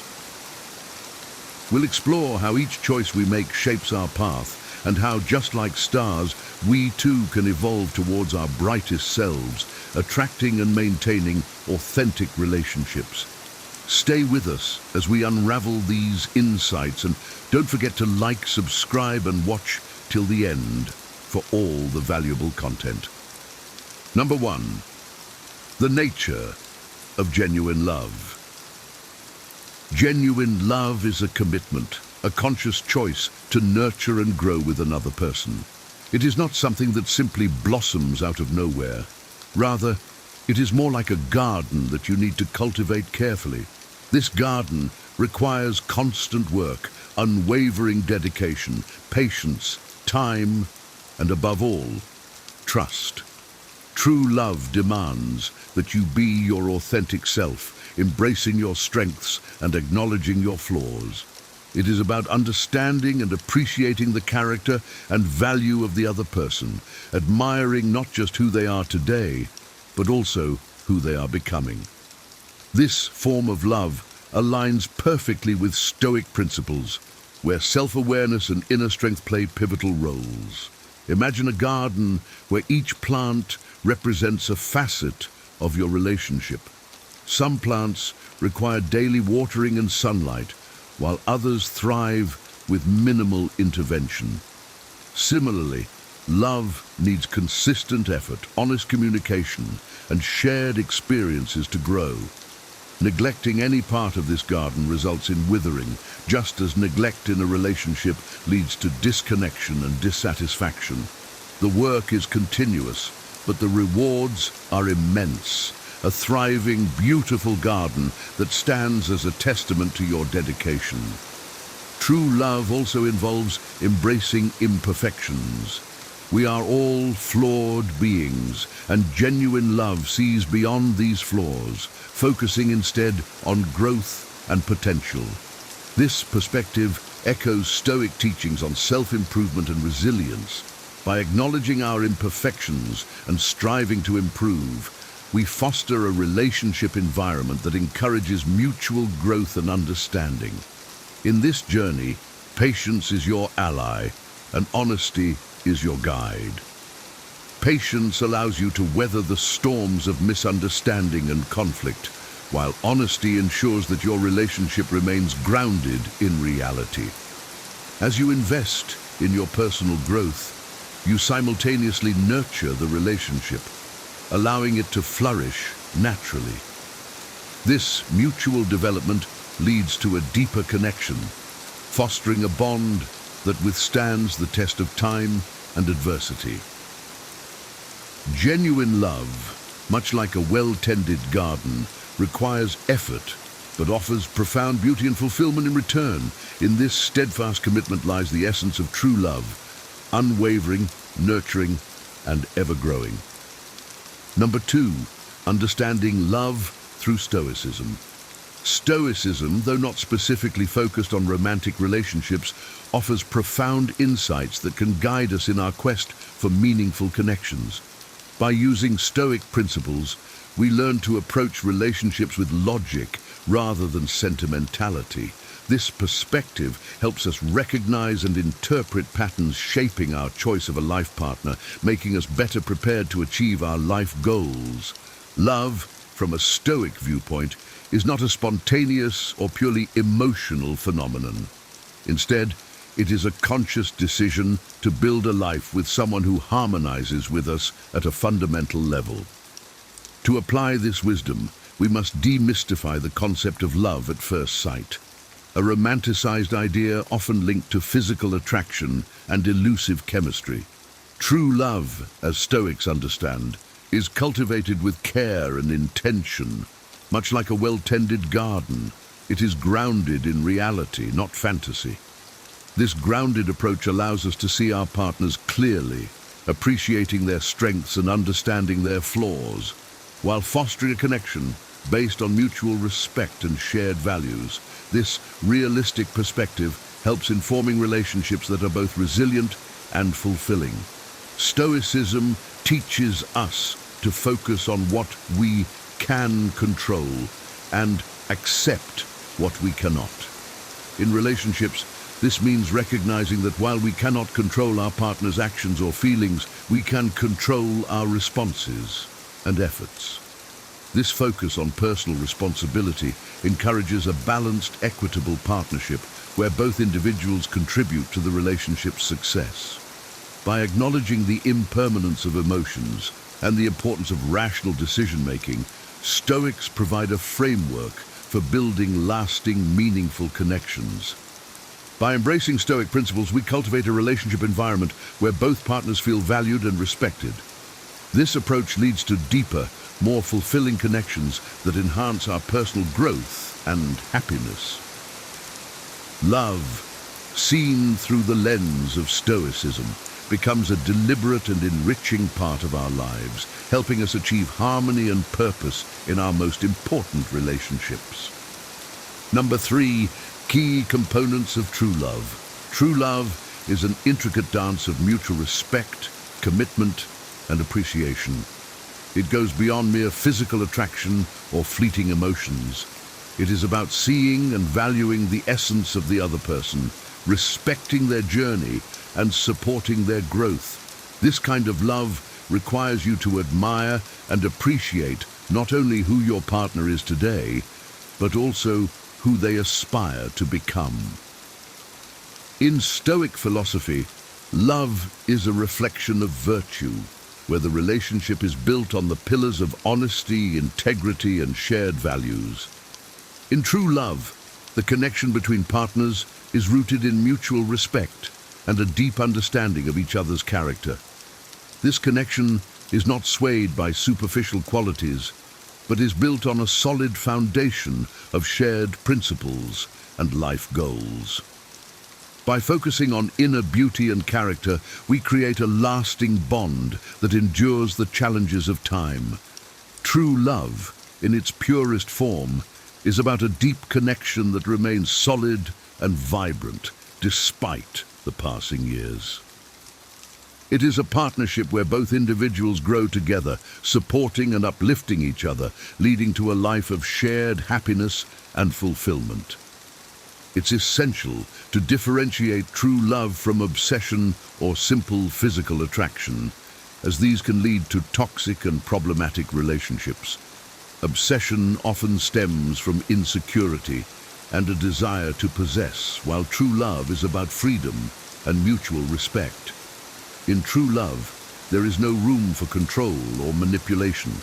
Instead, it thrives on trust and open communication. By embracing these principles, we cultivate a relationship environment where both partners feel valued and respected.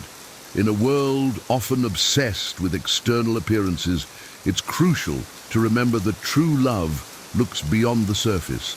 It values the essence of a person, their virtues, and their potential. This Stoic approach to love ensures that our relationships are grounded in reality and built on a foundation that can withstand the tests of time and adversity. Number 4, practicing reciprocity. Reciprocity is the cornerstone of any healthy relationship. It involves a mutual exchange of respect, care, and appreciation. In Stoic terms, reciprocity is about returning the good we receive from others, acting justly and generously. It is an essential virtue for living harmoniously in society and is equally vital in romantic relationships. By practicing reciprocity, we express our gratitude and recognition for the other person, thereby strengthening the bonds that hold us together. In a romantic relationship, reciprocity means both partners are equally invested in each other's well-being, creating a balanced and nurturing environment. It is about giving as much as you receive, fostering a sense of equality and mutual support. This practice promotes harmony and cooperation, ensuring that both partners feel valued and respected. In a Stoic relationship, reciprocity means both partners are equally invested in each other's well-being, creating a balanced and nurturing environment. Reciprocity is not just about grand gestures. It is found in everyday acts of kindness and consideration. It involves listening attentively, offering support during tough times, and celebrating each other's successes. This approach not only strengthens the relationship, but also contributes to personal growth and self-awareness.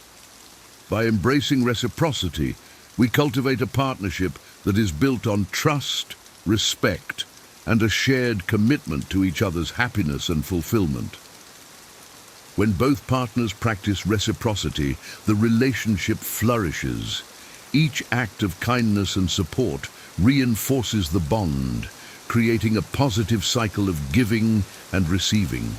This mutual exchange nurtures the relationship, making it more resilient to challenges and enriching both partners' lives. Reciprocity, therefore, is a fundamental component of true love, ensuring that both individuals feel valued and appreciated. Number 5, managing relationship challenges. Relationships are not without their challenges, and managing them requires wisdom and resilience. It is crucial to preserve your self-respect and recognize when it is time to move on.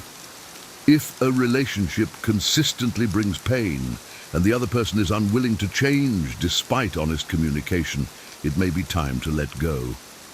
Remember, your well-being and happiness are paramount. Time has a wonderful ability to heal even the deepest wounds. And while scars may remain, the damage is not eternal. Stoic philosophy teaches us to focus on what we can control and let go of what we cannot. This principle is invaluable in navigating the end of a relationship. It encourages us to hold our heads high, learn from the experience, and continue our journey with greater wisdom. You have the power to decide how to react to a breakup, choosing to move forward with dignity and strength. Embrace the lessons learned and allow yourself to grow from them, knowing that each ending brings the potential for a new beginning. Facing relationship challenges with a Stoic mindset means accepting that pain and difficulty are part of life. These experiences are opportunities for growth and self-discovery. By maintaining our composure and focusing on our personal development, we can navigate these challenges with grace and resilience. This approach helps us emerge stronger and more self-aware, ready to embrace future relationships with a renewed sense of purpose and understanding. It is essential to communicate openly and honestly with your partner when facing difficulties. By addressing issues directly and constructively, you create an environment where problems can be resolved and the relationship can grow stronger. If, despite your best efforts, the relationship cannot be salvaged, remember that ending it may be the healthiest choice for both parties. This decision should be made with compassion and respect, allowing both individuals to move forward positively. Number 6, choosing a life partner. Choosing a life partner is one of the most significant decisions you will make. It is essential to look beyond physical appearance and seek a deeper connection based on shared values and mutual respect. Physical beauty is fleeting, but the qualities that matter, intelligence, integrity, and the ability to be a true companion, endure over time. A Stoic approach to choosing a partner involves focusing on inner beauty and character, qualities that will support a lasting and healthy relationship. Seek someone who can become your best friend, your trusted advisor, and your solid support in times of adversity. This connection should be one that remains vibrant despite the passing years, rooted in mutual understanding and respect. Avoid the obsession with finding the physically perfect person, and instead channel your energy into finding a partner who stands out for their character and the potential to grow with you. This approach will lead to a fulfilling and enduring partnership where both individuals support and uplift each other, creating a life of shared happiness and growth. In choosing a life partner, it is vital to consider their values and how they align with your own.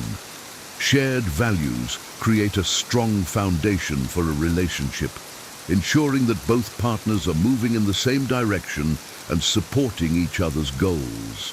This alignment fosters a sense of unity and purpose, making it easier to navigate life's challenges together. Additionally, look for a partner who embodies the virtues you admire. These virtues might include kindness, honesty, humility, and perseverance. By surrounding yourself with someone who reflects these qualities, you create an environment that encourages your own growth and development. This mutual influence leads to a more fulfilling and enriching relationship. Ultimately, the goal is to find a partner with whom you can build a life based on mutual respect, shared values, and a commitment to personal and collective growth. This Stoic approach to choosing a life partner ensures that your relationship is grounded in reality and built on a foundation that can withstand the tests of time and adversity. Number 7. Examples of Stoic relationships. Marcus Aurelius and his wife Faustine exemplify a Stoic relationship built on mutual respect, support, and shared values. Their partnership was a testament to the principles of Stoicism, where love is a conscious commitment to nurture and grow together, Despite the pressures of ruling an empire and facing personal losses, Marcus Aurelius found solace and strength in his relationship with Faustina. They practiced temperance, justice, courage and wisdom, the cardinal virtues of Stoicism, not only in their governance, but also in their personal lives. Their relationship was not without challenges and rumors, but Marcus Aurelius defended their bond with unwavering faith and loyalty. This steadfastness is a reflection of Stoic moral courage and the value of true love. By choosing a partner based on character and integrity, and by supporting each other through adversity, they created a relationship that was both powerful and enduring. Their example teaches us that true love, from a Stoic perspective, is a choice rooted in virtue and mutual respect, leading to a life of shared growth and fulfillment. In the journey of love, embracing Stoic principles can transform your relationships into sources of strength and personal growth. By being true to yourself, practicing reciprocity, and choosing partners based on character and shared values, you lay the foundation for a fulfilling and enduring connection. Remember, your well-being and happiness are deeply intertwined with the relationships you cultivate.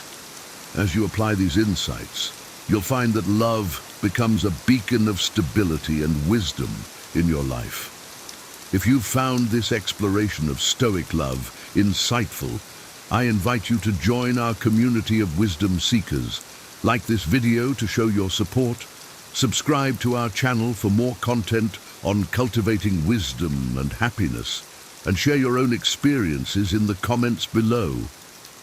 Your journey towards a brighter, more fulfilling life begins with a single step. Stay strong, stay focused, and continue to grow with us. See you in the next video. In the pursuit of personal growth, we often focus on adding new habits and skills, but eliminating elements that no longer serve us is equally important. This video explores 20 suggestions for things to quietly eliminate from your life to enable significant personal growth. These suggestions encompass various areas, from maintaining discretion in personal matters to shifting focus inward, promoting positivity, and embracing change. Throughout this video, we will delve into each suggestion, exploring their importance and offering practical strategies for implementation. We will examine how maintaining privacy, shifting focus inward, pursuing authentic growth, promoting positivity, and embracing change can lead to a more purposeful and fulfilling life. The journey of personal growth is ongoing and requires continuous self-reflection and improvement.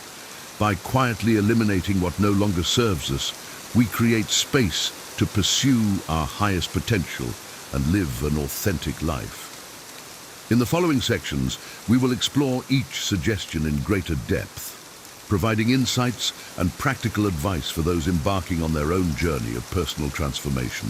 Maintaining discretion and privacy. 1. Don't feel the need to explain yourself to those who hurt you. One of the most liberating things you can do for your personal growth is to stop feeling the need to explain yourself to those who have hurt you.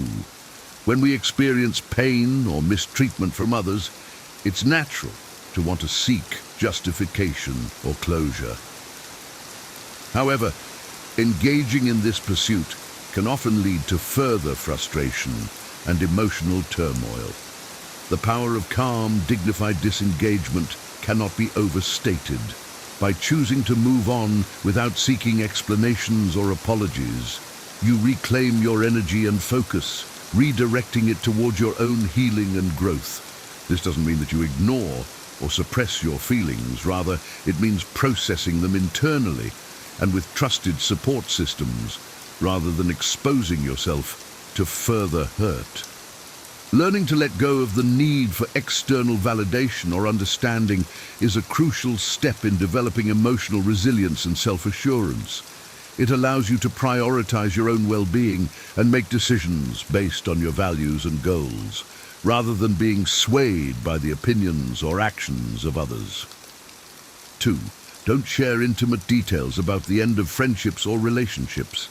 In the age of social media and oversharing, it can be tempting to broadcast the details of our personal lives, especially when it comes to the end of significant friendships or relationships.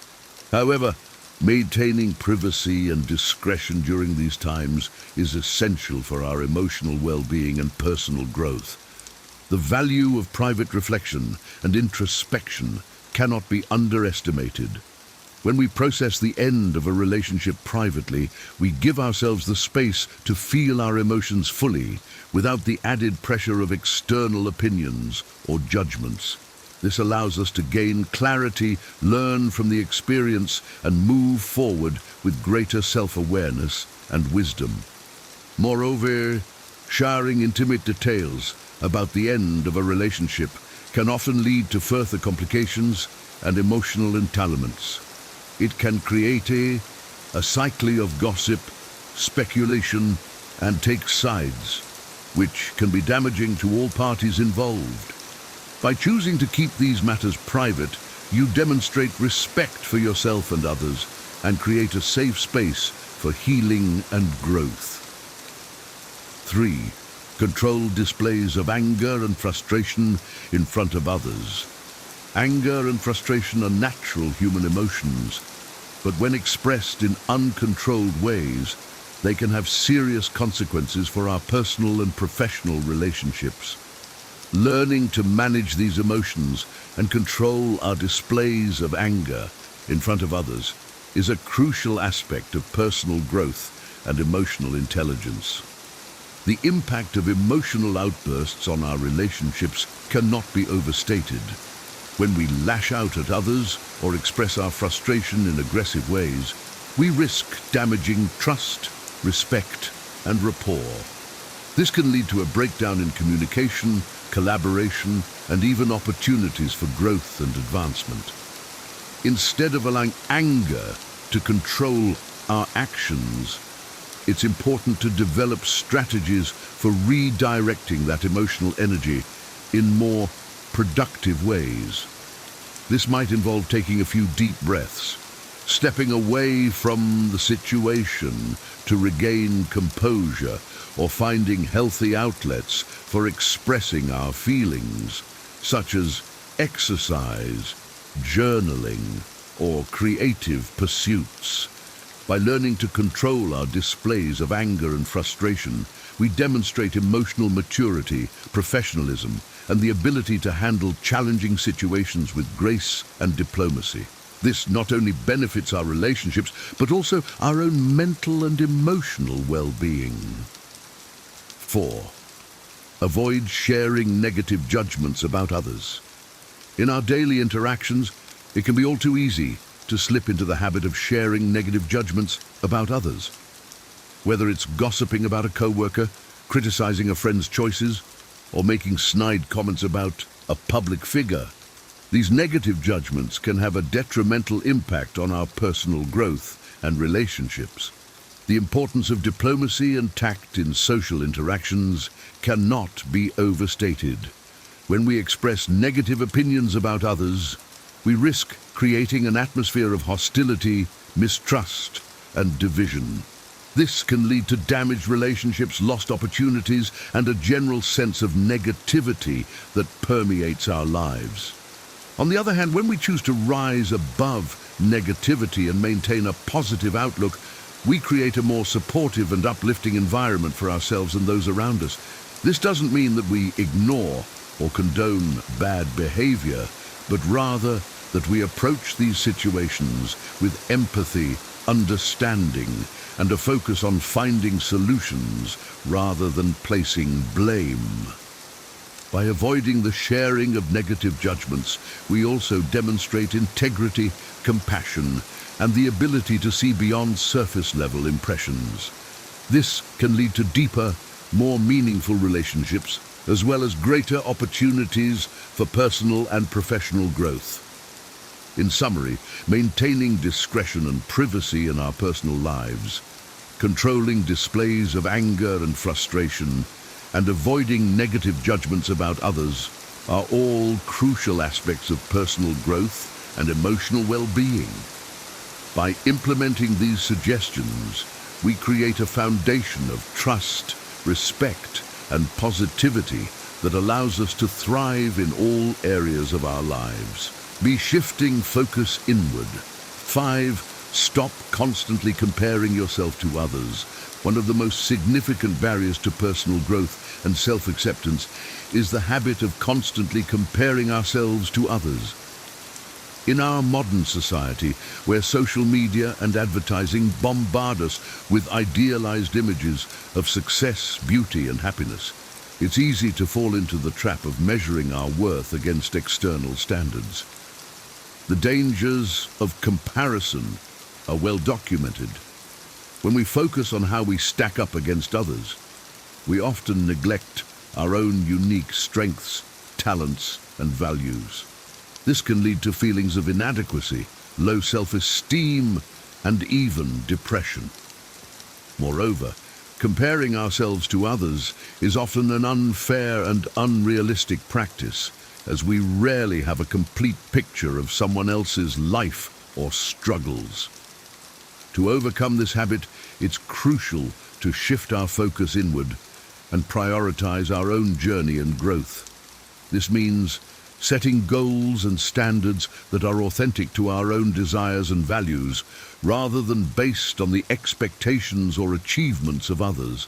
It means celebrating our own progress and accomplishments, no matter how small, and practicing self-compassion when we face setbacks or challenges. By learning to focus on our own path, we cultivate a sense of intrinsic motivation and purpose. We become more attuned to our own needs, desires, and passions, and less swayed by external validation or approval. This, in turn, leads to greater self-awareness, resilience, and the ability to navigate life's challenges with confidence and grace. 6. Limit time on social media. In today's digital age, social media has become an integral part of our daily lives. While these platforms can provide valuable opportunities for connection, learning, and self-expression, excessive use can also have negative effects on our mental health and personal growth. One of the main dangers of social media is its tendency to promote unrealistic comparisons and idealized versions of reality. When we spend too much time scrolling through curated feeds of perfect bodies, lavish lifestyles, and seemingly effortless success, we can easily fall into the trap of feeling inadequate or dissatisfied with our own lives.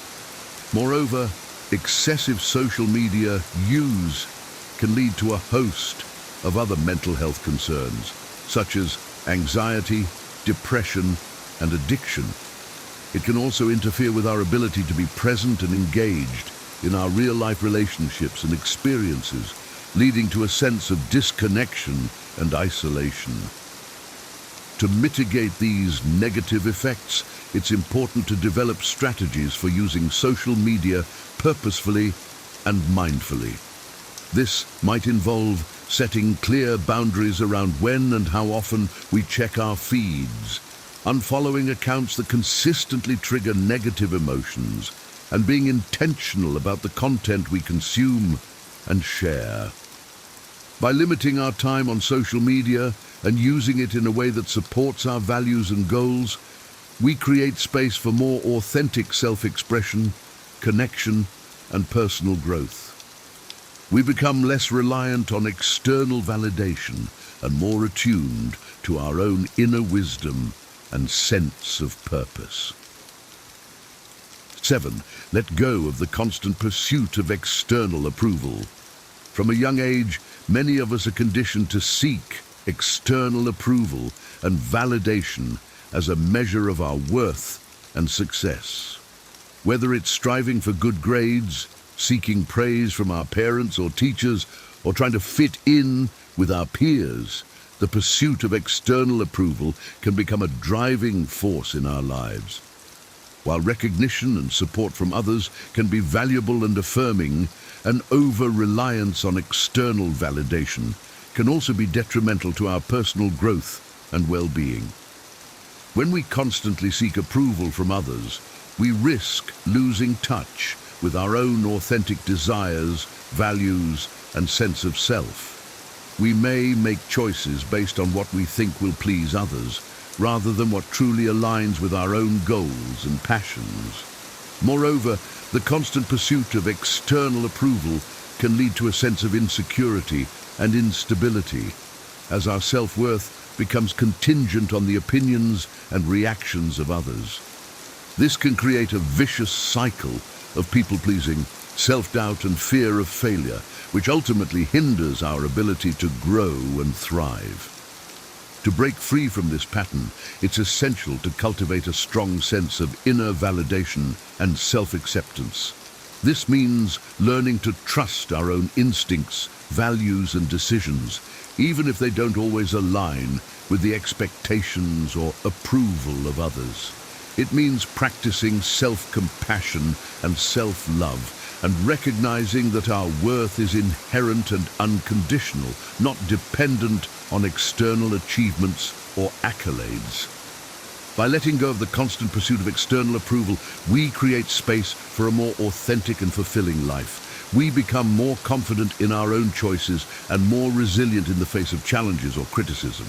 We learn to value our own growth and well-being above the opinions of others, and to trust in the unique path that aligns with our deepest desires and values.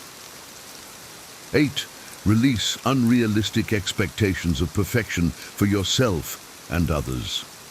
Perfectionism is a common trap that many of us fall into, often without realizing it. Whether it's striving for flawless performance at work, maintaining an immaculate home, or expecting ourselves and others to always say and do the right thing, the pursuit of perfection can be a heavy burden to bear. The dangers of perfectionism are well documented. When we set unrealistically high standards for ourselves and others, we create a breeding ground for stress, anxiety, and feelings of inadequacy. We may become paralyzed by the fear of making mistakes or falling short, leading to procrastination, avoidance, and missed opportunities for growth and learning. Moreover, perfectionism can strain our relationships and lead to a lack of empathy and understanding for others. When we expect perfection from those around us, we risk creating an atmosphere of judgment, criticism, and resentment, rather than one of support, collaboration, and growth. To overcome the pitfalls of perfectionism, it's important to reframe our expectations and focus on progress rather than perfection. This means setting achievable goals that challenge us to grow and improve, while also allowing room for mistakes, setbacks, and learning. It means celebrating our efforts and accomplishments, no matter how small, and practicing self-compassion when we inevitably fall short of our ideals. By releasing unrealistic expectations of perfection, we create a more nurturing and supportive environment for ourselves and others. We learn to embrace the beauty and growth that come from imperfection, and to approach challenges with curiosity, resilience, and a willingness to learn. We become more accepting of ourselves and others, and more attuned to the process of growth and development, rather than fixating on a narrow definition of success. In summary, shifting our focus inward by stopping constant comparisons, limiting social media use, letting go of the pursuit of external approval, and releasing unrealistic expectations of perfection are all crucial aspects of personal growth and well-being. By implementing these suggestions, we create a foundation of self-awareness, self-acceptance, and inner strength that allows us to navigate life's challenges with greater ease and fulfillment. See pursuing personal growth authentically. 9. Abandon unnecessary goals that don't align with your true path. In the pursuit of personal growth, it's easy to become sidetracked by goals and aspirations that don't truly align with our authentic selves. These may be goals that we've inherited from our families, society, or cultural expectations, rather than those that stem from our own deep desires and values. For example, someone may feel pressured to pursue a high-paying career in a field they don't genuinely enjoy, simply because it's what their parents or peers expect of them. Or someone may set a goal to achieve a certain body, type, or lifestyle, based on images they see in the media rather than what feels healthy and authentic to them. The importance of identifying and pursuing our authentic passions cannot be overstated. When we set goals that are truly aligned with our values, strengths, and desires, we tap into a deep well of motivation, resilience, and fulfillment. We're more likely to persevere in the face of challenges and to find joy and meaning in the process of growth and achievement. To identify our authentic goals, it's important to cultivate a practice of self-reflection and introspection. This might involve journaling, meditation, or simply taking time to sit with ourselves and ask deep questions about what we truly want and value. It may also involve seeking out new experiences and perspectives that challenge our assumptions and broaden our horizons. As we gain clarity on our authentic path, it's equally important to proceed with discretion and avoid the influence of others' expectations. This means learning to trust our own instincts and judgments, even if they don't align with the conventional wisdom or advice of others. It means being willing to take risks, to chart our own course, and to let go of goals or pursuits that no longer serve our deepest desires and values. For instance, someone may decide to leave a lucrative but unfulfilling career to pursue a passion for teaching or social work, even if it means taking a pay cut or facing disapproval from family or friends. Or someone may choose to prioritize their mental health and well-being over achieving a certain level of success or status, recognizing that true fulfillment comes from within. By abandoning unnecessary goals and aligning ourselves with our authentic path, we create a foundation for deep, lasting personal growth. We become more resilient, adaptable, and capable of navigating life's challenges with grace and purpose. We find greater meaning, satisfaction, and joy in our pursuits and inspire others to do the same. 10. Procrastination and avoidance. Procrastination and avoidance are common obstacles to personal growth and success. When we consistently put off important tasks, decisions, or conversations, we create a cycle of stress, guilt, and missed opportunities that can hold us back from reaching our full potential. The negative impact of procrastination can manifest in many areas of our lives. For example, a student who consistently procrastinates on studying or completing assignments may struggle to keep up with coursework, leading to lower grades and increased anxiety. An entrepreneur who avoids making important decisions or taking calculated risks may miss out on opportunities for growth and innovation. A couple who puts off having difficult conversations about their relationship may allow resentment and disconnection to fester, eroding the foundation of their partnership. To overcome procrastination and avoidance, it's important to develop strategies for recognizing and managing these tendencies. This might involve breaking down large tasks into smaller, more manageable steps, setting clear deadlines and accountability measures, or seeking support and encouragement from others. For instance, someone who struggles with procrastination on a large project at work might create a detailed timeline with specific milestones and check-ins, and enlist the help of a colleague or mentor to hold them accountable.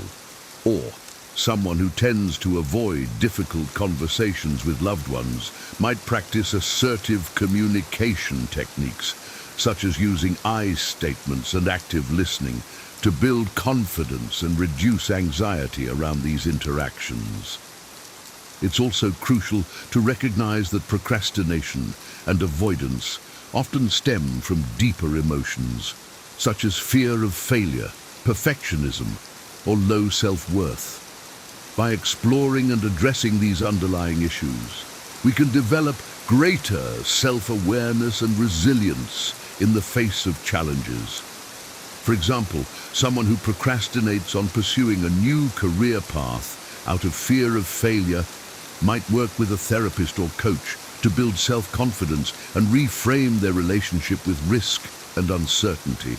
Or someone who avoids setting boundaries with others out of a desire to please or avoid conflict might practice self-compassion and assertiveness, recognizing that their needs and well-being are valid and important.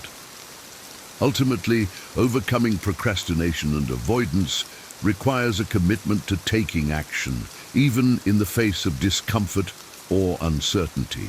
By developing strategies for managing these tendencies and building self-awareness and resilience, we create a foundation for lasting personal growth and success. 11. Unhealthy habits and self-sabotage. Unhealthy habits and self-sabotaging behaviors can be significant barriers to personal growth and well-being. These patterns can take many forms, such as poor sleep habits, unhealthy eating, negative self-talk, or engaging in activities that undermine our goals and values. For example, someone may turn to alcohol or drugs to cope with stress or anxiety, rather than developing healthy coping mechanisms such as exercise, meditation, or therapy. Or someone may repeatedly enter into toxic relationships or work environments, despite recognizing the negative impact on their mental and emotional well-being. The first step in overcoming unhealthy habits and self-sabotage is to identify the specific patterns and behaviors that are holding us back. This requires a willingness to be honest with ourselves, to look closely at our thoughts, emotions, and actions, and to recognize the ways in which we may be undermining our own growth and happiness.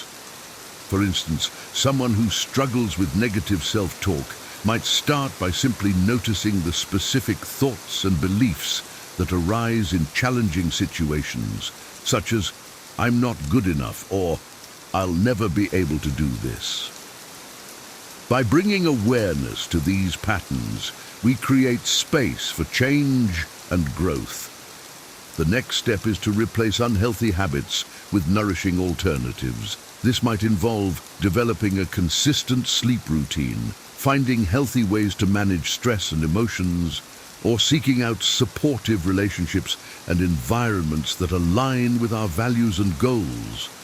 For example, someone who tends to cope with anxiety by overeating might explore alternative coping strategies, such as deep breathing exercises, journaling, or talking with a trusted friend or therapist. Or someone who struggles with procrastination might experiment with time management techniques, such as the Pomodoro method or time blocking, to create structure and accountability in their daily routine. It's important to approach this process with compassion and patience, recognizing that changing deep-seated habits and patterns takes time and practice. It's also helpful to enlist the support of others, whether that's a therapist, coach, or trusted friend or family member, to provide encouragement, accountability, and guidance along the way. Ultimately, overcoming unhealthy habits and self-sabotage requires a commitment to self-awareness, self-care, and personal growth. By identifying the specific patterns that hold us back, replacing them with nourishing alternatives, and seeking out support and resources, we create a foundation for lasting change and transformation. 12. The need to always be right. The need to always be right is a common trap that can hinder personal growth and damage relationships. When we become overly attached to our own opinions, beliefs, and ways of doing things, we risk closing ourselves off to new perspectives, ideas, and opportunities for learning and connection. This pattern can manifest in many ways, such as arguing with others, even when it's not necessary or productive, refusing to admit when we're wrong or have made a mistake, or dismissing or invalidating the experiences and viewpoints of others. The value of humility and open-mindedness in personal growth cannot be overstated. When we cultivate a willingness to listen, learn, and consider other perspectives, we expand our own understanding of the world and ourselves. We become more adaptable, resilient, and capable of navigating complex challenges and relationships. To develop greater humility and open-mindedness, it's important to practice active listening and empathy. This means setting aside our own agendas and opinions temporarily and focusing on understanding and validating the experiences and perspectives of others. It means asking questions, seeking clarification, and being willing to change our minds or admit when we're wrong. For example, in a disagreement with a colleague or family member, instead of immediately defending our own position or trying to prove the other person wrong, we might ask open-ended questions to better understand their perspective, such as, "Can you tell me more about why you feel that way?" Or, "What experiences have led you to that conclusion?" By creating space for dialogue and understanding, we open up possibilities for growth, connection, and collaboration. It's also helpful to cultivate a growth mindset, recognizing that our own knowledge and understanding is always evolving and incomplete. This means embracing challenges, setbacks, and feedback as opportunities for learning and development, rather than threats to our ego or self-image. For instance, if we receive criticism or negative feedback on a project or idea, instead of becoming defensive or dismissive, we might approach it with curiosity and openness, asking ourselves questions like, "What can I learn from this perspective?" Or, "How can I use this feedback to improve and grow?" By reframing challenges as opportunities, we develop greater resilience, adaptability, and self-awareness. Ultimately, letting go of the need to always be right requires a deep commitment to personal growth and self-reflection. It means cultivating humility, empathy, and open-mindedness, and recognizing that our own perspectives and experiences are just one part of a vast and complex world. By embracing this mindset, we open ourselves up to new possibilities for learning, connection, and transformation, both within ourselves and in our relationships with others. Promoting positivity in thought and speech. 13. Maintain privacy and discretion about relationship details.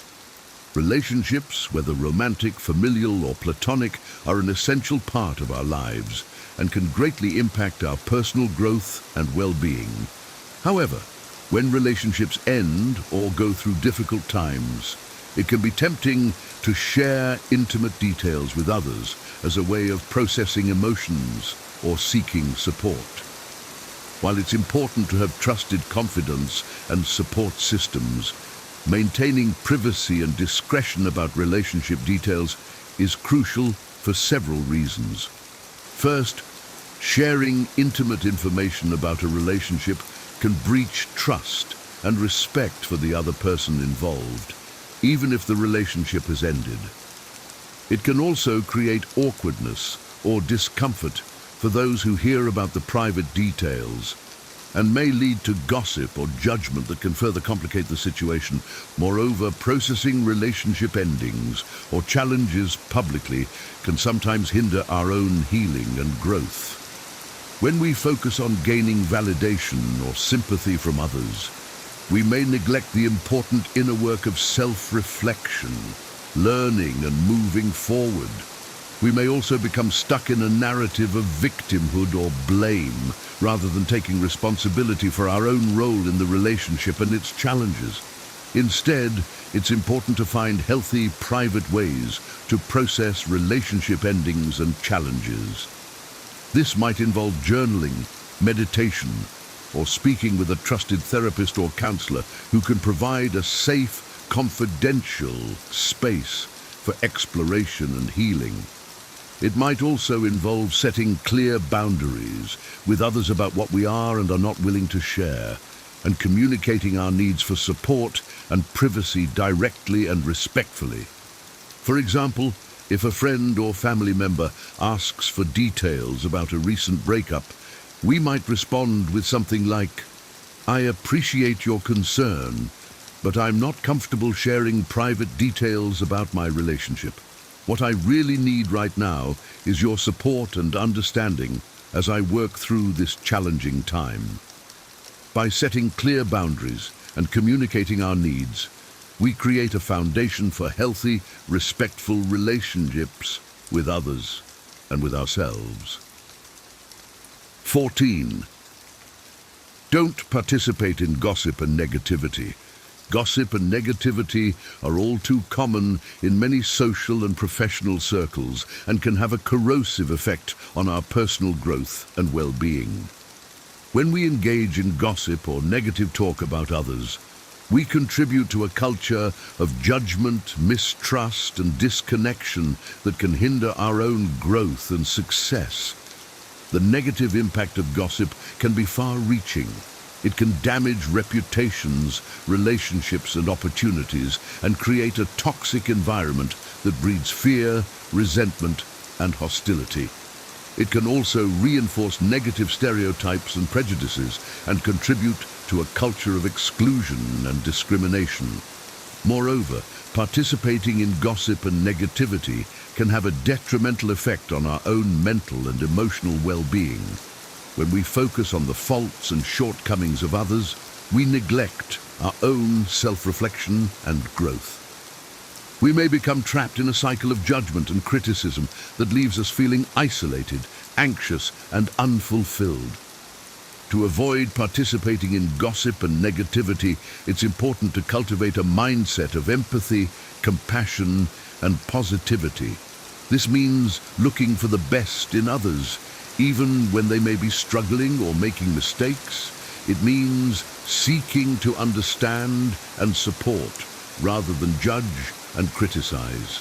And it means modeling kindness, respect, and integrity in our own words and actions, even when it may be difficult or unpopular. For example, if we hear colleagues or friends engaging in negative gossip about someone else, we might gently redirect the conversation by saying something like, "I don't feel comfortable talking about someone who isn't here to defend themselves.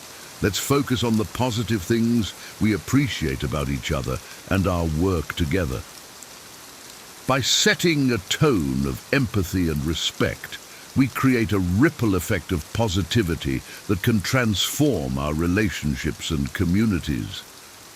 It's also important to be mindful of our own tendencies towards negativity and judgment, and to actively work to shift our mindset and behavior. This might involve practicing gratitude, self-compassion, and forgiveness, and surrounding ourselves with positive, supportive people who uplift and inspire us. Ultimately, avoiding gossip and negativity is about choosing to be a force for good in the world and recognizing that our words and actions have the power to heal or harm. By cultivating empathy, compassion, and positivity, we not only enhance our own personal growth and well-being, but also contribute to a more loving, connected, and thriving world. 15. Clutter and excess possessions. In our modern consumer culture, it's easy to accumulate clutter and excess possessions that can weigh us down both physically and emotionally. From overflowing closets and garages to crowded bookshelves and kitchen counters, the stuff we own can often take up valuable space in our lives and minds, hindering our ability to focus on what truly matters. The psychological benefits of simplifying our living spaces are well documented. Studies have shown that a decluttered environment can reduce stress and anxiety, improve focus and productivity, and even boost creativity and self-esteem. When we let go of the things that no longer serve us, we create space for new opportunities, experiences, and growth. Moreover, the process of decluttering itself can be a powerful tool for self-reflection and personal development. As we sort through our possessions, we're forced to confront our own values, priorities, and emotional attachments.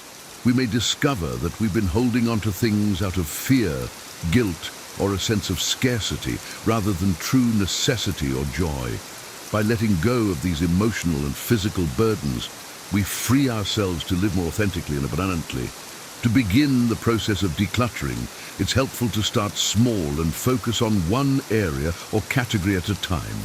This might involve tackling a single drawer, closet, or room, and sorting items into piles of keep, donate, and discard. As we make decisions about what to let go of, it's important to be honest with ourselves about what truly brings us value and aligns with our goals and values. For example, we might ask ourselves questions like, when was the last time I used this item? Or, does this possession bring me joy or serve a necessary purpose in my life? By focusing on the things that truly matter to us, we create a living space that reflects our authentic selves and supports our personal growth and well-being. It's also helpful to develop systems and habits that prevent clutter from accumulating in the first place. This might involve implementing a one-in, one-out rule for new purchases, or regularly reassessing and purging our possessions to keep our spaces streamlined and intentional.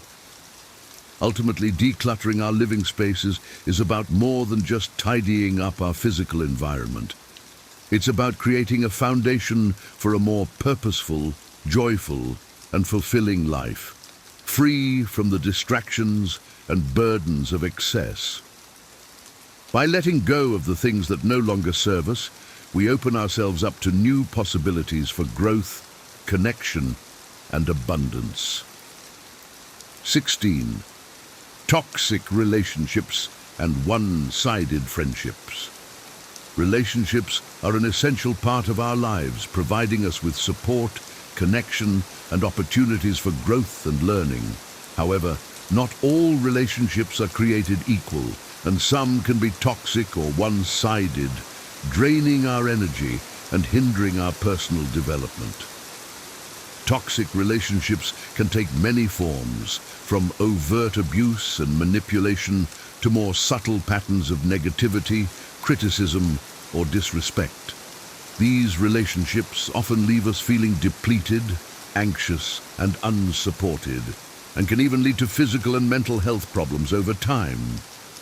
Similarly, one-sided friendships can be emotionally draining and unfulfilling as we pour our time, energy, and resources into a relationship that doesn't reciprocate or value our needs and boundaries.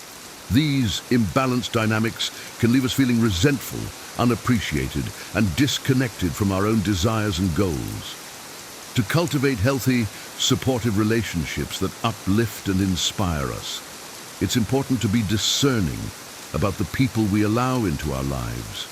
This means surrounding ourselves with individuals who share our values, respect our boundaries, and contribute positively to our growth and well-being.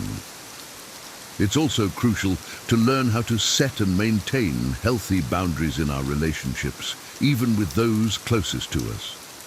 This might involve communicating our needs and expectations clearly and directly, and being willing to say no to requests or behaviors that don't align with our values or well-being. For example, if a friend consistently cancels plans at the last minute or fails to show up for us in times of need, we might have a conversation about how their behavior is impacting us and what we need from the relationship moving forward.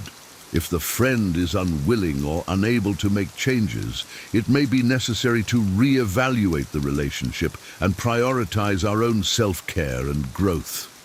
In some cases, it may be necessary to distance ourselves from toxic or one-sided relationships altogether in order to create space for healthier, more reciprocal connections.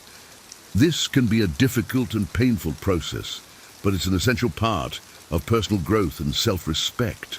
Ultimately, cultivating healthy, supportive relationships is about honoring ourselves and our own needs, while also being open to genuine connection and growth with others. By surrounding ourselves with people who uplift and inspire us, setting clear boundaries and being willing to let go of relationships that no longer serve us, we create a foundation for lasting personal and interpersonal fulfillment. Embracing change and personal evolution. 17. Living in the past or worrying about the future. One of the greatest obstacles to personal growth and well-being is the tendency to live in the past or worry about the future, rather than being fully present in the moment. When we dwell on past regrets, mistakes, or traumas, we can become stuck in a cycle of shame, guilt, and self-doubt that prevents us from moving forward and embracing new opportunities. Similarly, when we constantly worry about future uncertainties or potential failures, we can become paralyzed by fear and anxiety, unable to take the risks and actions necessary for growth and success. The practice of mindfulness and present moment awareness is a powerful tool for overcoming these tendencies and cultivating a greater sense of peace, clarity, and purpose. By learning to focus our attention on the present moment, we can develop a deeper appreciation for the beauty and richness of life and a greater capacity for joy, gratitude, and connection. One key strategy for cultivating mindfulness is to develop a regular meditation or mindfulness practice. This might involve setting aside a few minutes each day to sit quietly and focus on the breath, or simply bringing a greater sense of awareness and presence to everyday activities like eating, walking, or conversations with others. Another important aspect of living in the present is learning to reframe our relationship with the past and future. While it's important to learn from our past experiences and plan for the future, we can do so in a way that is grounded in the present moment and aligned with our values and goals. For example, instead of dwelling on past mistakes or failures, we can choose to focus on the lessons and growth opportunities they provided and use them as a springboard for positive change in the present. Similarly, instead of worrying about future uncertainties, we can choose to focus on the actions and choices we can make in the present to create the future we desire. Ultimately, embracing the present moment is about cultivating a sense of trust and surrender, recognizing that life is always unfolding in ways that are beyond our control, but that we always have the power to choose our response and attitude in each moment. By practicing mindfulness and present moment awareness, we open ourselves up to the fullness and richness of life and develop a greater capacity for resilience, adaptability, and growth in the face of change and uncertainty. 18. Neglecting self-care and personal boundaries. In the pursuit of personal and professional success, it's easy to fall into the trap of neglecting our own self-care and personal boundaries. We may push ourselves to work longer hours, take on more responsibilities, or say yes to every request or invitation, all in the name of achievement and progress. However, over time, this constant striving and self-neglect can take a serious toll on our physical, mental, and emotional well-being, leading to burnout, stress, and even illness. To cultivate sustainable personal growth and success, it's essential to prioritize self-care and establish healthy personal boundaries. This means taking intentional time and space for activities that recharge and nourish us, such as exercise, hobbies, social connection, and rest. It also means learning to say no to requests or commitments that don't align with our values, goals, or capacity, and setting clear limits around our time, energy, and resources. One key strategy for prioritizing self-care is to schedule it into our daily or weekly routines, just as we would any other important meeting or appointment. This might involve blocking out time for a morning yoga practice, an evening walk in nature, or a weekly coffee date with a close friend. By treating self-care as a non-negotiable priority, we send a clear message to ourselves and others that our well-being matters and deserves attention and investment. Another important aspect of self-care is learning to listen to and honor our own needs and desires, even when they may conflict with the expectations or demands of others. This might involve setting boundaries around our work hours, declining social invitations that don't feel fulfilling, or communicating our needs and preferences clearly and assertively in relationships. For example, if we find ourselves consistently working late nights or weekends to meet deadlines or impress a boss, we might have a conversation with our supervisor about our workload and schedule and propose alternative solutions that allow for better work-life balance. Or, if we find ourselves frequently saying yes to social commitments out of a sense of obligation or fear of disappointing others, we might practice saying no more often and focus on cultivating relationships and activities that truly nourish and inspire us. Ultimately, prioritizing self-care and personal boundaries is about recognizing that our own well-being is the foundation for all other aspects of our lives, and that we cannot truly thrive or contribute to the world if we're running on empty. By making intentional choices to nourish and protect our physical, mental, and emotional health, we create a solid foundation for lasting personal growth, fulfillment, and success. 19. The pursuit of perfection. The pursuit of perfection is a common trap that can hinder personal growth and well-being. When we set unrealistic standards for ourselves or others, we create a constant sense of pressure and inadequacy that can lead to anxiety, procrastination, and even depression. We may become so focused on achieving a narrow ideal of success or beauty that we lose sight of the deeper values and experiences that give life meaning and joy. However, the truth is that perfection is an illusion, and that the beauty and growth of life often lie in the imperfections and challenges we face along the way. When we learn to embrace our own humanness and the messiness of the journey, we open ourselves up to a greater sense of self-acceptance, resilience, and creativity. One key strategy for overcoming perfectionism is to reframe our relationship with mistakes and failures.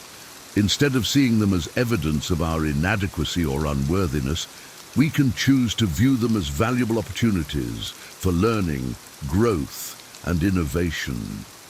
We can cultivate a growth mindset that values effort, experimentation, and feedback, rather than a fixed mindset that sees our abilities and outcomes as predetermined or immutable. For example, if we receive critical feedback on a project or performance, instead of becoming defensive or discouraged, we can choose to approach the feedback with curiosity and openness, asking ourselves what we can learn from the experience and how we can use it to improve and evolve. Or if we encounter a setback or failure in pursuit of a goal, we can choose to reframe it as a temporary obstacle or redirection rather than a permanent defeat, and look for ways to adapt and persevere. Another important aspect of embracing imperfection is learning to celebrate the journey and process of growth, rather than just the end result or achievement. This means taking time to acknowledge and appreciate the small wins, insights, and joys along the way, and cultivating a sense of gratitude and presence in each moment. For example, if we are working towards a long-term fitness goal, instead of becoming fixated on the final outcome or number on the scale, we can choose to focus on the daily practices and experiences that make us feel strong, healthy, and alive, such as the endorphin rush after a great workout, the satisfaction of fueling our bodies with nourishing foods, or the camaraderie of a supportive fitness community. Ultimately, embracing imperfection is about recognizing that true growth and fulfillment come from the willingness to show up fully and authentically in each moment, with all of our flaws, struggles, and possibilities. By letting go of the impossible pursuit of perfection, we create space for a more rich, dynamic, and meaningful experience of life and self. 20. Fear of change and the unknown. Change and uncertainty are inevitable parts of life, but for many of us, they can also be sources of great fear and anxiety. We may cling to familiar routines, relationships, or beliefs, even when they no longer serve us, out of a desire for stability and control. We may avoid taking risks or trying new things out of a fear of failure, rejection, or the unknown. However, the truth is that change and uncertainty are also the very conditions that enable growth, creativity, and transformation. When we learn to embrace the discomfort and possibility of the unknown, we open ourselves up to new experiences, perspectives, and opportunities that can enrich and expand our lives in ways we never could have imagined. One key strategy for overcoming fear of change is to cultivate a mindset of curiosity and exploration. Instead of seeing change as a threat or disruption, we can choose to approach it with a sense of openness and wonder, asking ourselves what we can learn and discover from the experience. We can practice reframing uncertainty as an invitation to grow and evolve, rather than a reason to retreat or resist. For example, if we are considering a career change or relocation, instead of becoming paralyzed by the potential risks and unknowns, we can choose to focus on the potential benefits and opportunities, such as the chance to develop new skills, meet new people, or explore new places and cultures.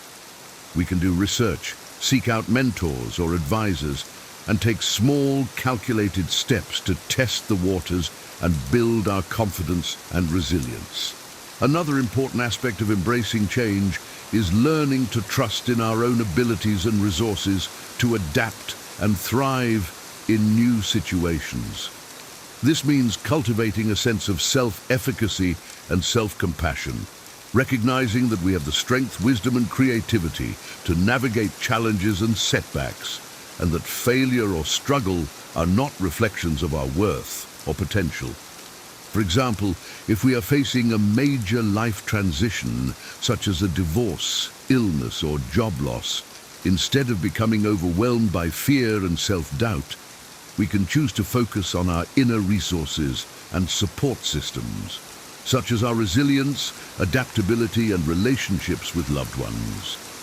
We can seek out counseling, coaching, or other forms of guidance and support, and take proactive steps to care for our physical, mental, and emotional well-being. Ultimately, embracing change and the unknown is about cultivating a sense of trust and faith in the unfolding of life, recognizing that even the most difficult and uncertain times can be opportunities for growth, healing, and transformation. By learning to lean into the discomfort and possibility of change, we develop the courage, flexibility, and wisdom to navigate the ever-changing landscape of our lives with grace, purpose, and joy.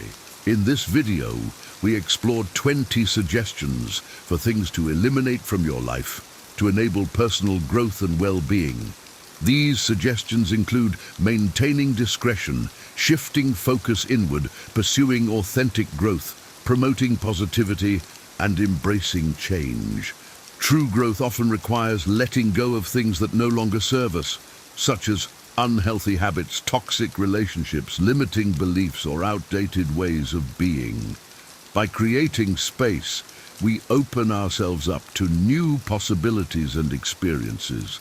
Personal growth is a lifelong journey of self-discovery and evolution, requiring patience, self-compassion, and a willingness to embrace discomfort and change. The goal is not perfection, but cultivating authenticity, purpose, and connection in each moment. As we embark on this journey, remember that we're not alone. Resources, support, and inspiration are available through therapy, coaching, spiritual practice, creative expression, and the guidance of trusted friends and mentors. Let us begin this journey with excitement, knowing that by eliminating what holds us back, we create space for a life of greater meaning and joy. Embrace the present moment and trust in your unique path of growth and transformation. Remember, you always have the power to choose love, curiosity, and self-compassion, creating a life that reflects your deepest desires and values.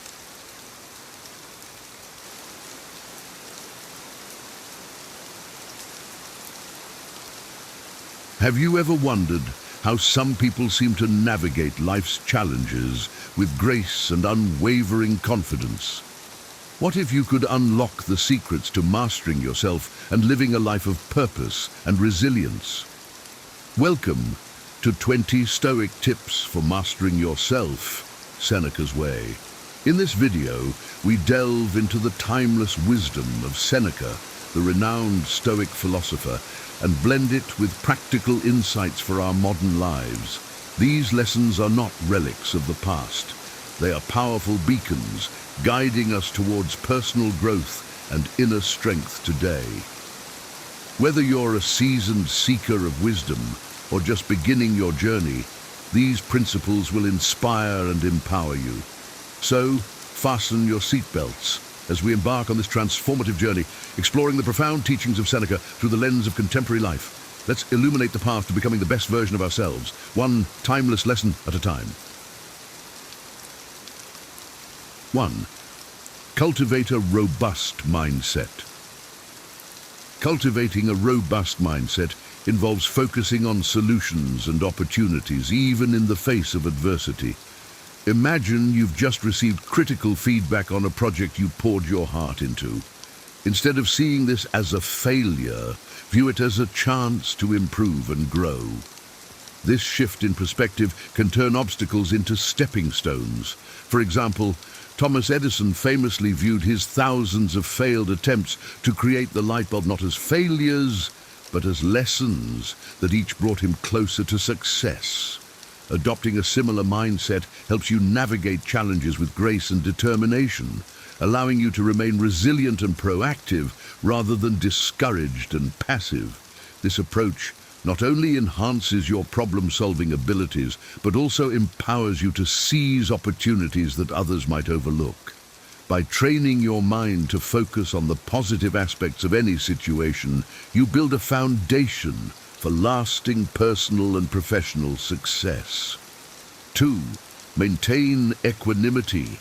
Equanimity is the ability to remain calm and composed, even in stressful situations. Picture yourself stuck in traffic, late for an important meeting.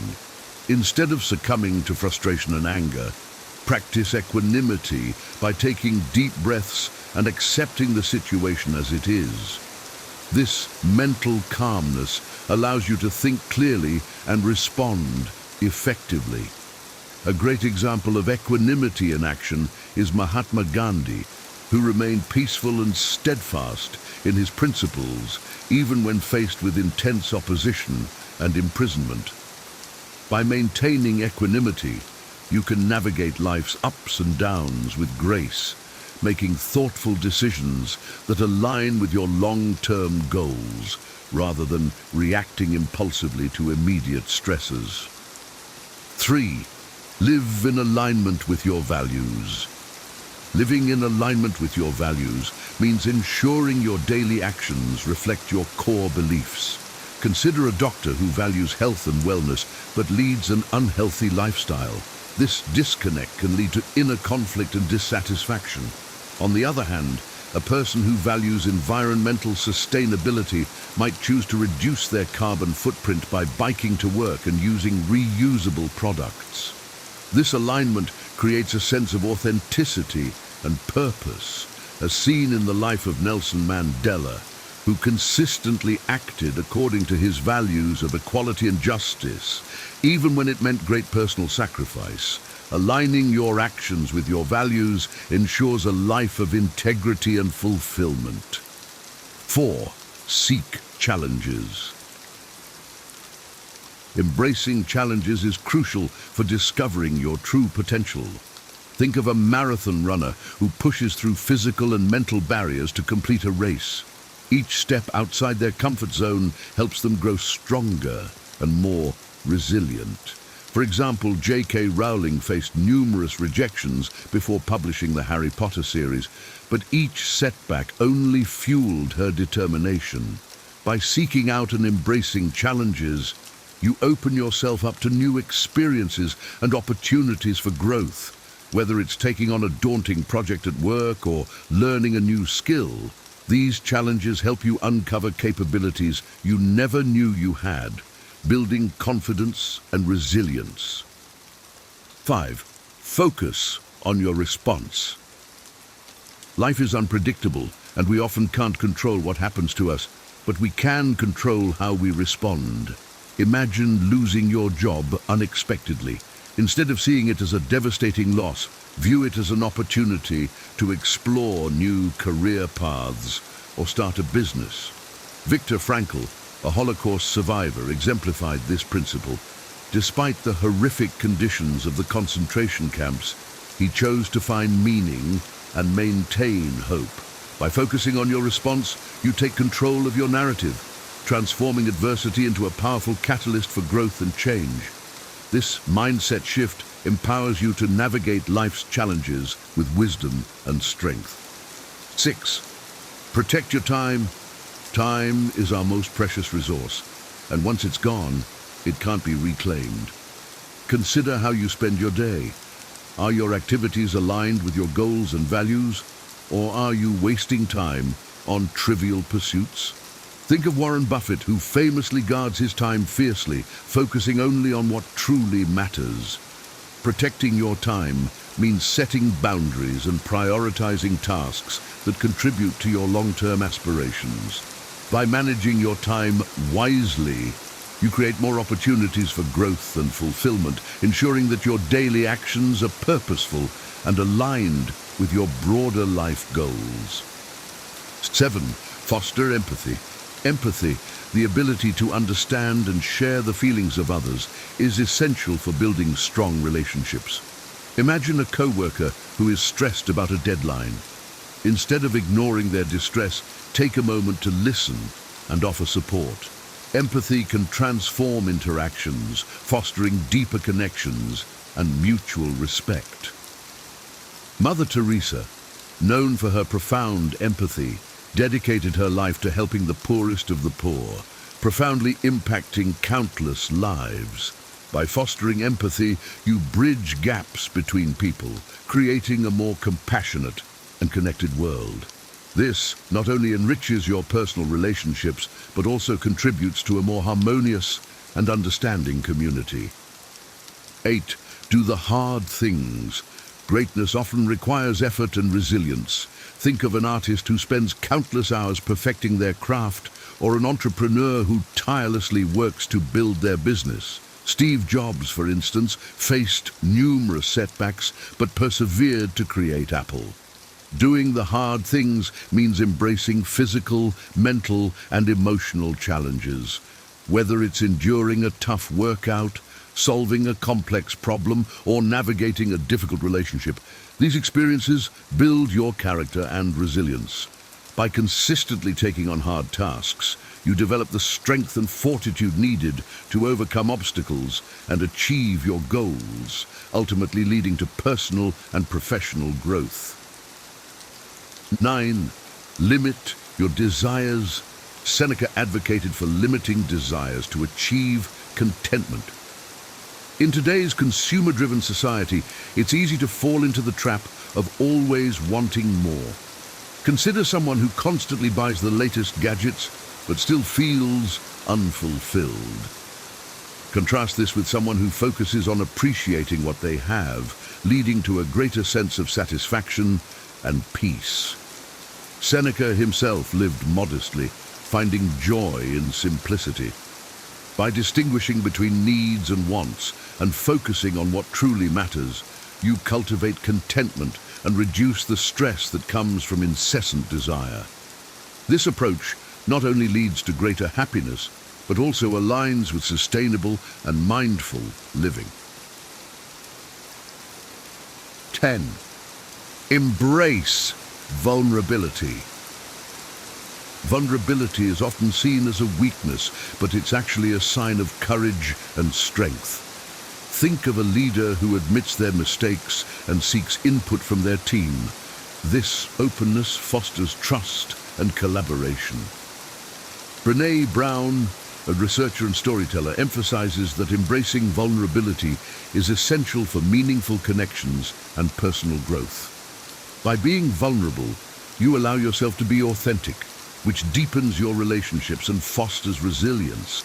Whether it's admitting you don't have all the answers or sharing your true feelings with a loved one, embracing vulnerability can lead to profound personal and relational growth. 11. Choose influences wisely. The people you surround yourself with have a profound impact on your life. Think about the influence your friends, family, and colleagues have on your attitudes and behaviors. Jim Rohn famously said, "You are the average of the 5 people you spend the most time with." Surround yourself with individuals who inspire and challenge you to be better. For example, Elon Musk surrounds himself with talented and innovative thinkers who push him to achieve greater heights. By choosing positive influences, you create an environment that supports your growth and encourages you to strive for excellence, ultimately shaping the person you become. 12. Be a master of yourself. Self-discipline is the cornerstone of personal growth. Consider an athlete who trains rigorously every day, resisting temptations that could derail their progress. Michael Phelps, for instance, adhered to a strict training regime to become one of the greatest Olympians. Mastering yourself means taking control of your actions, emotions, and decisions. It's about resisting short-term temptations in favor of long-term goals. By cultivating self-discipline, you empower yourself to stay focused on your objectives and make consistent progress toward achieving them. This inner strength is crucial for navigating life's challenges and staying on the path to success. 13. Practice mindfulness. Mindfulness is the practice of being present in the moment, fully experiencing life as it happens. Imagine sitting in a park, simply observing the sights and sounds around you without distraction. This practice helps reduce stress and improve focus. Thich Nhat Hanh, a renowned Zen master, advocates for mindfulness as a way to achieve peace and clarity. By being mindful, you can make deliberate decisions rather than reacting impulsively. This presence of mind enhances your ability to enjoy life's simple pleasures and respond thoughtfully to challenges, ultimately leading to a more balanced and fulfilling life. 14. Live with intention. Living with intention means making deliberate choices that reflect your goals and values. Consider someone who wakes up each day with a clear plan to work toward their dreams, rather than passively going through the motions. Oprah Winfrey, for example, has spoken about living intentionally, aligning her actions with her purpose. By setting clear intentions, you take control of your life's direction, ensuring that your daily activities contribute to your broader aspirations. This purposeful approach helps you stay focused and motivated, creating a life that is meaningful and aligned with your deepest values and desires. 15. Embrace continuous learning. Continuous learning is essential for personal and professional growth. Think of a professional who regularly takes courses and reads books to stay updated in their field. Bill Gates, for instance, is known for his voracious reading habit, which fuels his knowledge and innovation. By committing to lifelong learning, you equip yourself with the skills and knowledge needed to adapt and thrive in an ever-changing world. Whether it's through formal education, online courses, or self-study, embracing continuous learning keeps your mind sharp and opens up new opportunities for growth and advancement. 16. Make others better. Inspiring and uplifting. Others creates a positive ripple effect. Imagine a teacher who goes beyond the curriculum to mentor and encourage their students, helping them achieve their full potential. This dedication not only impacts the students' lives, but also enriches the teacher's sense of purpose. Martin Luther King Jr., for example, dedicated his life to making others better, advocating for equality and justice. By helping others grow, you not only contribute to their success, but also enhance your own character and legacy. This act of giving and support fosters a community of mutual growth and positivity. 17. Say yes to what matters. Prioritizing essential tasks that align with your goals is crucial in a world filled with distractions. Think about someone who declines a tempting but irrelevant opportunity to focus on their primary career objectives. Steve Jobs famously said that focusing is about saying no to hundreds of other good ideas. By saying yes to what truly matters, you ensure that your time and energy are dedicated to pursuits that align with your long-term goals. This selective approach helps you stay on track and make meaningful progress, ensuring that your efforts lead to significant and impactful outcomes. 18.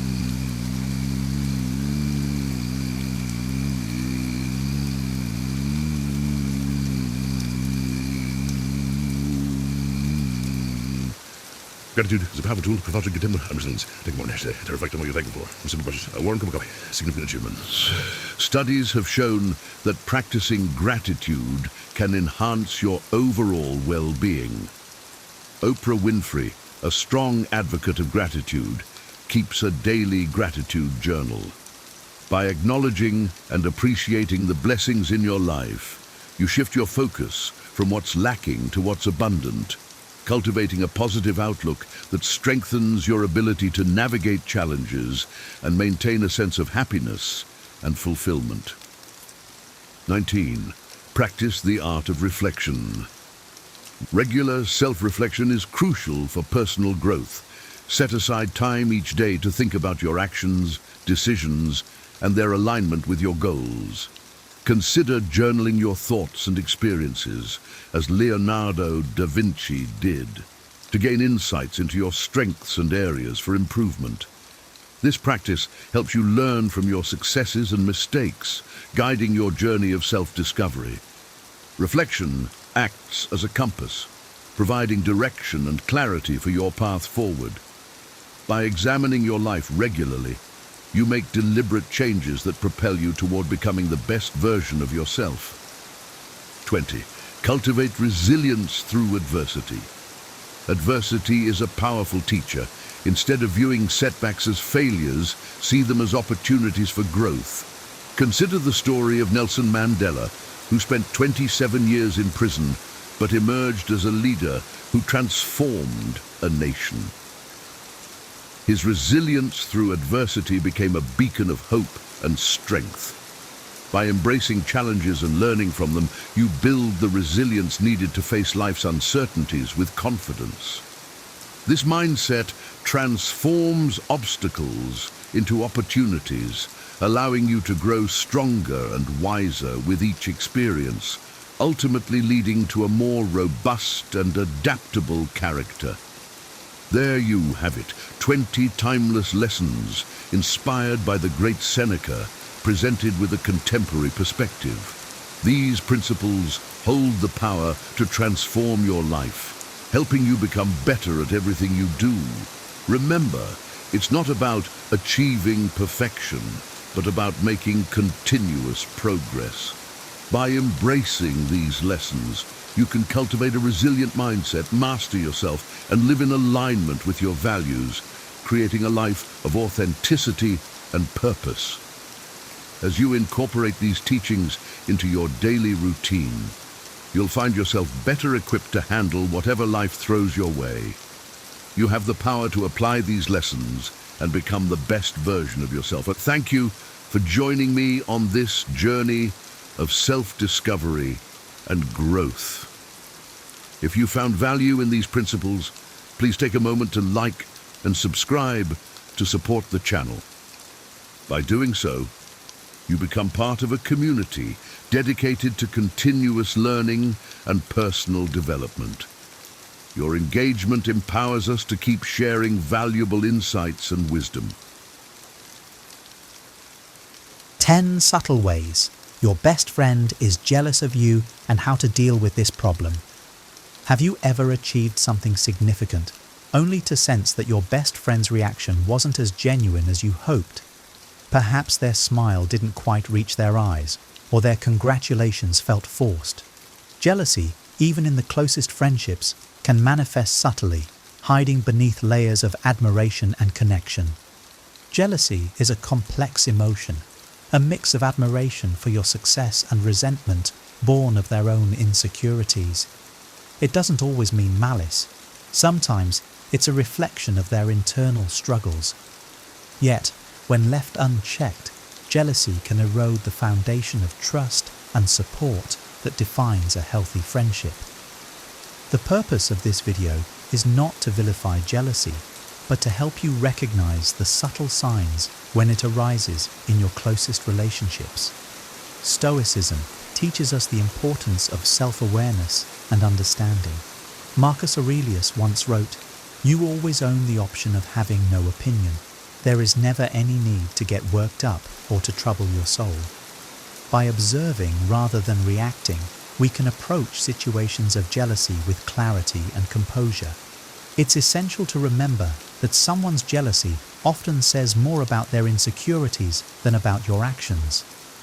A true friend's struggles with envy might stem from their fears of inadequacy or unfulfilled goals. By recognizing this, you can navigate these dynamics with empathy while protecting your peace. In the coming sections, we'll explore 10 subtle signs that your best friend may be jealous of you. We'll also discuss how to handle these situations gracefully, maintaining your values and fostering healthier connections. Let's dive in with an open mind and a calm heart, as the Stoics would, ready to face challenges with wisdom and understanding. 1. Downplaying your achievements. Imagine sharing exciting news with your best friend, a promotion, a personal milestone, or an accomplishment you've worked hard for, only to hear them brush it off with a dismissive comment like, "Well, it's not that big of a deal," or "It's about time you achieve something like that." These remarks, subtle as they may seem, can sting and leave you wondering why your success doesn't spark genuine enthusiasm. This behavior often stems from envy. Instead of celebrating with you, your friend minimizes your accomplishments to protect their own sense of worth. It's not necessarily malicious. It might reflect their inner struggles with inadequacy or comparison. Still, it's important to recognize how these comments can affect the dynamics of your friendship. Stoic wisdom reminds us to remain grounded in our values and not let external opinions define our happiness. As Epictetus said, "It is not what happens to you, but how you react to it that matters." Your achievements are yours to celebrate, regardless of how others respond. Do not let their dismissal cloud your pride in what you've earned. When this happens, respond with grace and clarity. For example, you might say, "This milestone means a lot to me, and I'd appreciate your support." If the pattern continues, take note of how their behavior affects your emotional well-being. True friends will uplift you, not diminish your joy. Recognizing this subtle sign isn't about confrontation, but awareness. A friend who downplays your achievements may not realize the impact of their words. By maintaining your confidence and addressing the behavior calmly, you protect your peace and encourage healthier dynamics in the relationship. 2. excessive criticism disguised as honesty. A true friend offers constructive feedback, but when criticism becomes constant and feels more like an attack than helpful advice, it may be masking jealousy. This honesty often comes unsolicited and focuses on nitpicking your choices or undermining your confidence. Imagine sharing plans about a new project, only to hear, "Are you sure that's a good idea? It sounds risky," or "I wouldn't do it that way, but it's your call." While framed as concern, their comments often leave you doubting yourself rather than feeling supported. Stoicism teaches us to distinguish between what serves our growth and what detracts from it. Marcus Aurelius wrote, "If it is not right, do not do it. If it is not true, do not say it." When criticism from a friend feels more like veiled judgment than encouragement, it's worth evaluating their intentions. Responding with calm and confidence is key. Acknowledge their input without internalizing it. "I hear what you're saying, but I feel good about this decision." If their behavior persists, consider discussing how their words affect you. "I value your perspective, but sometimes your feedback feels more critical than supportive." A genuine friend aims to build you up, not wear you down. By recognizing excessive criticism for what it is, you protect your confidence and maintain clarity about your path. 3. Competing with you. Healthy friendships thrive on mutual support, but when your friend starts treating your achievements as benchmarks for their own, it shifts the dynamic from camaraderie to competition. Instead of celebrating your successes, they respond with their own accomplishments or plans to outshine you. Imagine telling your friend you've started running 5Ks, only for them to announce their intention to run a marathon, immediately turning the conversation into a comparison. Or perhaps you share news of a promotion and they respond with, "Well, I'm planning to apply for an even better position soon." This competitive behavior often stems from insecurity. Stoicism reminds us not to measure our worth by external achievements. As Epictetus said, "Seek not the good in external things, seek it in yourselves." True contentment comes from self-mastery, not from outdoing others. Addressing this dynamic requires tact. Focus on redirecting the conversation to mutual celebration. "That's great. I'm happy we're both achieving our goals." If the competition feels relentless, you may need to set boundaries or limit discussions that trigger this behavior. Friendship is not a race. It's a journey taken together. A wise person prioritizes collaboration over rivalry, fostering a bond where both parties can thrive without comparison. 4. Lack of genuine happiness for your success. A best friend should be your biggest cheerleader, but if their congratulations feel forced or their enthusiasm seems shallow, it could be a sign of jealousy. Instead of celebrating your wins, they may subtly shift the focus back to themselves or offer lukewarm praise that leaves you feeling unsupported. For instance, you share that you've landed a dream job, and they respond with, "That's nice, but I've been thinking about applying for something similar," or "Cool. Anyway, guess what happened to me today?" Their reaction isn't about celebrating your joy, it's about diverting attention. Stoicism teaches us to value internal affirmation over external validation. As Seneca said, "The greatest obstacle to living is expectancy, which depends on tomorrow and wastes today." Your happiness should not hinge on another's approval or reaction. Celebrate your successes fully, regardless of how others respond. When you notice this behavior, try addressing it with kindness. "I'd love to share more about this. Your support means a lot to me." If their lack of enthusiasm continues, reflect on whether their behavior is a pattern or an isolated instance. True friends find joy in each other's victories. By recognizing a lack of genuine happiness, you can protect your emotional well-being and nurture connections where your successes are truly celebrated. 5. Spreading gossip or making snide remarks.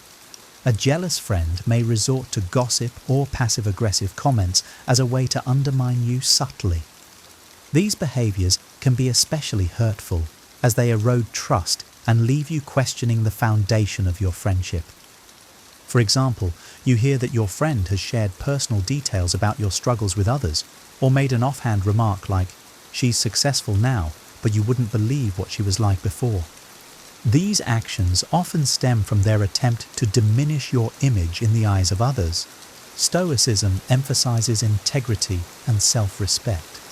Marcus Aurelius advised, "Waste no more time arguing about what a good man should be. Be one."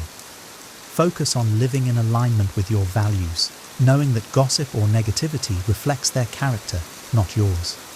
When faced with gossip or snide remarks, address the issue calmly and directly. "I heard you shared something personal about me. Is that true? It hurt to hear that." This approach shifts the focus from blame to accountability. If they deny or justify their actions, it may signal a deeper issue in the relationship. Friendships thrive on trust, and when that trust is broken, it's essential to evaluate the relationship's health. A wise person does not tolerate behaviors that undermine their peace or integrity. Seek connections built on respect and distance yourself from those who erode it. 6. Avoiding you during your high points. True friends are there to share in your joy, but a jealous friend might withdraw when you're thriving. Instead of celebrating your successes with you, they distance themselves, leaving you feeling unsupported during your most significant moments. Picture this. You achieve a personal milestone, like graduating, getting a promotion, or completing a major project. Instead of showing up for your celebration or offering heartfelt congratulations, your friend suddenly becomes too busy or keeps their interactions with you minimal. Their absence isn't coincidental. It's a reflection of their discomfort with your success. Stoicism teaches us to focus on our own actions and accept that others' behavior is beyond our control. Marcus Aurelius reminds us, "Do not waste the remaining part of your life in thoughts about others when you do not refer to some purpose of common utility." If a friend avoids you during your high points, it's a reflection of their inner struggles, not a judgment of your worth. To address this, try expressing how you feel without accusation. "I missed you at my event. It would have meant a lot to have you there." Their response will help you gauge whether their absence is rooted in jealousy or simply poor timing. If the pattern persists, reflect on the value they bring to your life. True friendships shine brightest during celebrations and struggles alike. Surround yourself with people who uplift you during your highs and stand by you in your lows. Anything less is a relationship that stifles your growth. 7.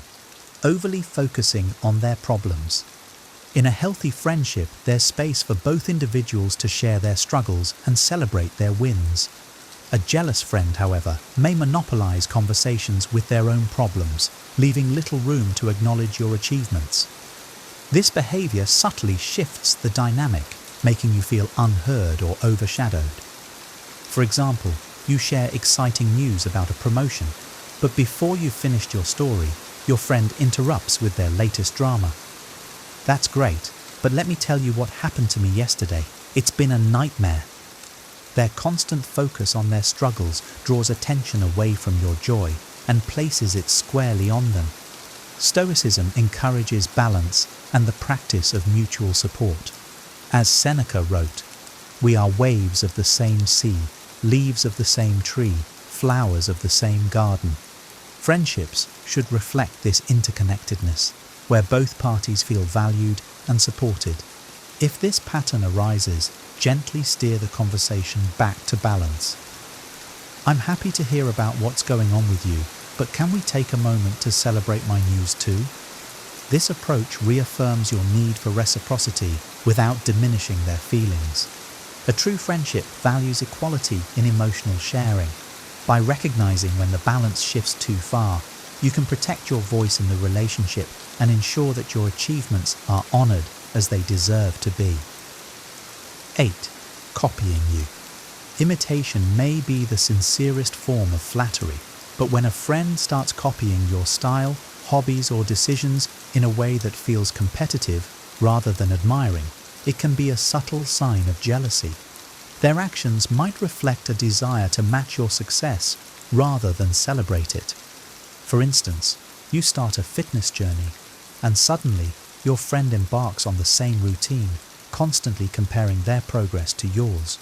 Or perhaps you take up a new hobby, and they join in, but make it a point to outperform you. What starts as shared interests can quickly feel like rivalry. Stoic wisdom reminds us to focus on our unique journey. Epictetus advised, first say to yourself what you would be, and then do what you have to do. You are not in competition with anyone, and your path should remain distinct, guided by your own values and goals. When you notice this behavior, respond with calm curiosity. I noticed we've been overlapping a lot in what we do lately. What's inspired you? This can open a dialogue and help you understand their intentions. If their imitation continues to feel competitive, it might be worth discussing your feelings more openly. True friends can share interests without turning them into contests. By maintaining confidence in your own individuality and addressing competitive behaviors with grace, you can preserve your peace and ensure your friendships remain healthy and fulfilling. 9. Sabotaging your efforts. A jealous friend may subtly discourage you from pursuing your goals or create obstacles that make it harder for you to succeed. This behavior is often framed as concern or practicality, but its underlying intent is to undermine your confidence or derail your progress. Imagine sharing your dream of starting a business, and your friend responds with, "That's a tough industry. Are you sure you're ready for that kind of stress?" Or perhaps you're preparing for an important presentation, and they accidentally cause delays or distractions, leaving you feeling unprepared. These actions, while subtle, reveal their discomfort with your potential success. Stoicism teaches us to remain steadfast in the face of external challenges. Marcus Aurelius reminds us, "You have power over your mind, not outside events. Realize this, and you will find strength." A manipulative friend's attempts to sabotage you reflect their own fears and insecurities, not your capabilities. To address this, approach the situation calmly and directly. "I noticed you've been hesitant about my plans. Is there something you're worried about?" This opens a space for honest dialogue while making it clear you're aware of their behavior. If their actions persist, consider limiting their influence over your decisions. True friendships are supportive, not sabotaging. Protect your goals and aspirations by surrounding yourself with people who encourage your growth. A wise person prioritizes connections that inspire confidence, not doubt. 10. Expressing subtle resentment. Sometimes jealousy manifests in offhand remarks or jokes that carry an undertone of bitterness or envy. These comments may be framed as humor, but often leave you questioning their true intent. For example, after you share an accomplishment, they might say, "Must be nice to have everything handed to you," or "Guess not everyone has to work as hard as I do." While these statements appear light-hearted, they carry an edge that reveals underlying resentment. Stoic philosophy advises us to focus on our own actions and remain unaffected by others' negativity. Epictetus wrote, "It's not what happens to you, but how you react to it that matters." Recognize these remarks for what they are, a reflection of their internal struggle, not your worth or efforts. When faced with subtle resentment, respond with calm confidence. "I worked hard for this, and I'm proud of what I've achieved." If their behavior becomes a pattern, consider addressing it more openly. Your comments sometimes feel dismissive. Can we talk about this? Healthy friendships are built on mutual respect and support. Subtle resentment erodes trust and connection, so it's essential to protect your peace by addressing it calmly and, if necessary, stepping back from the relationship. A wise person values relationships that uplift, not those that undermine. By recognizing and addressing jealousy, you create space for healthier, more fulfilling connections. Solutions and how to handle jealousy in friendships. Jealousy in friendships, though challenging, doesn't have to lead to the end of the relationship. With awareness, understanding, and clear communication, you can address these dynamics while protecting your peace. Here are practical steps to navigate jealousy in friendships. 1. Self-awareness. Before addressing your friend's behavior, reflect on your own actions.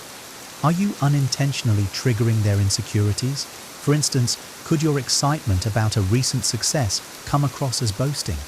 Stoicism teaches us to focus on what is within our control, our actions and attitudes.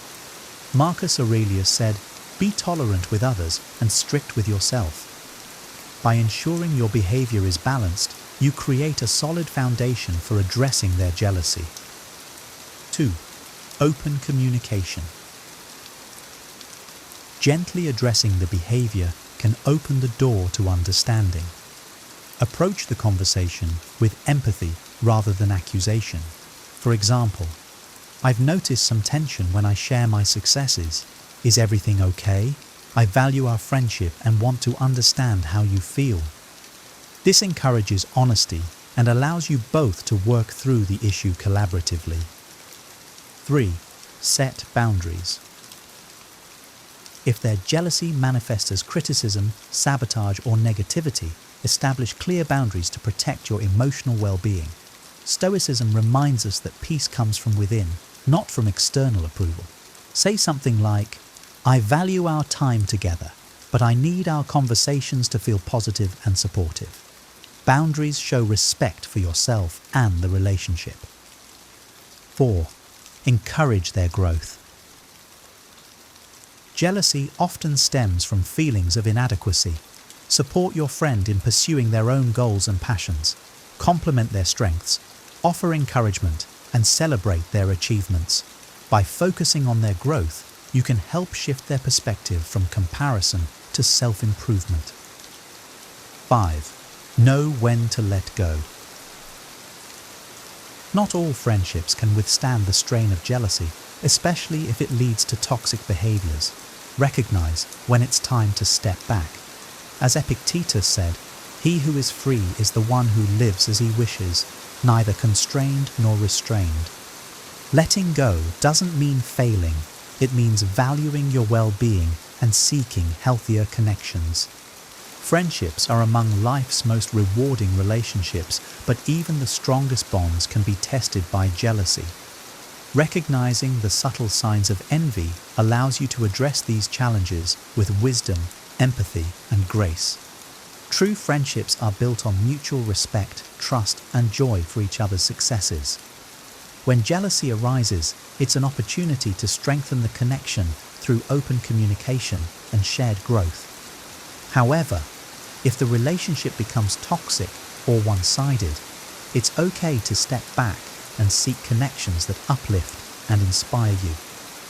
Remember, as the Stoics teach, your worth is not defined by others' opinions or reactions.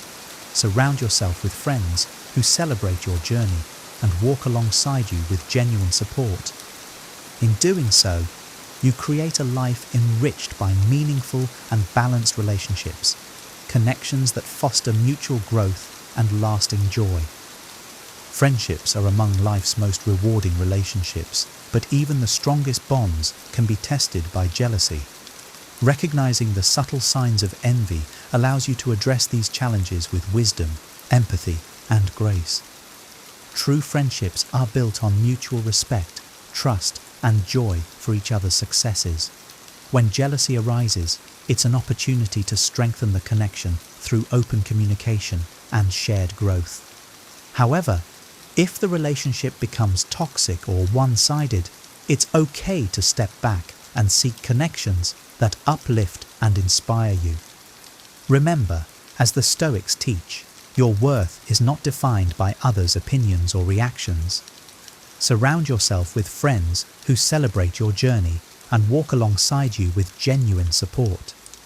In doing so, you create a life enriched by meaningful and balanced relationships, connections that foster mutual growth and lasting joy.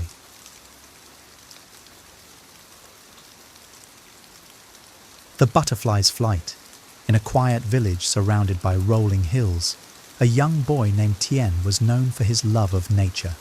He would often wander through the fields, watching the birds soar and the flowers sway in the breeze.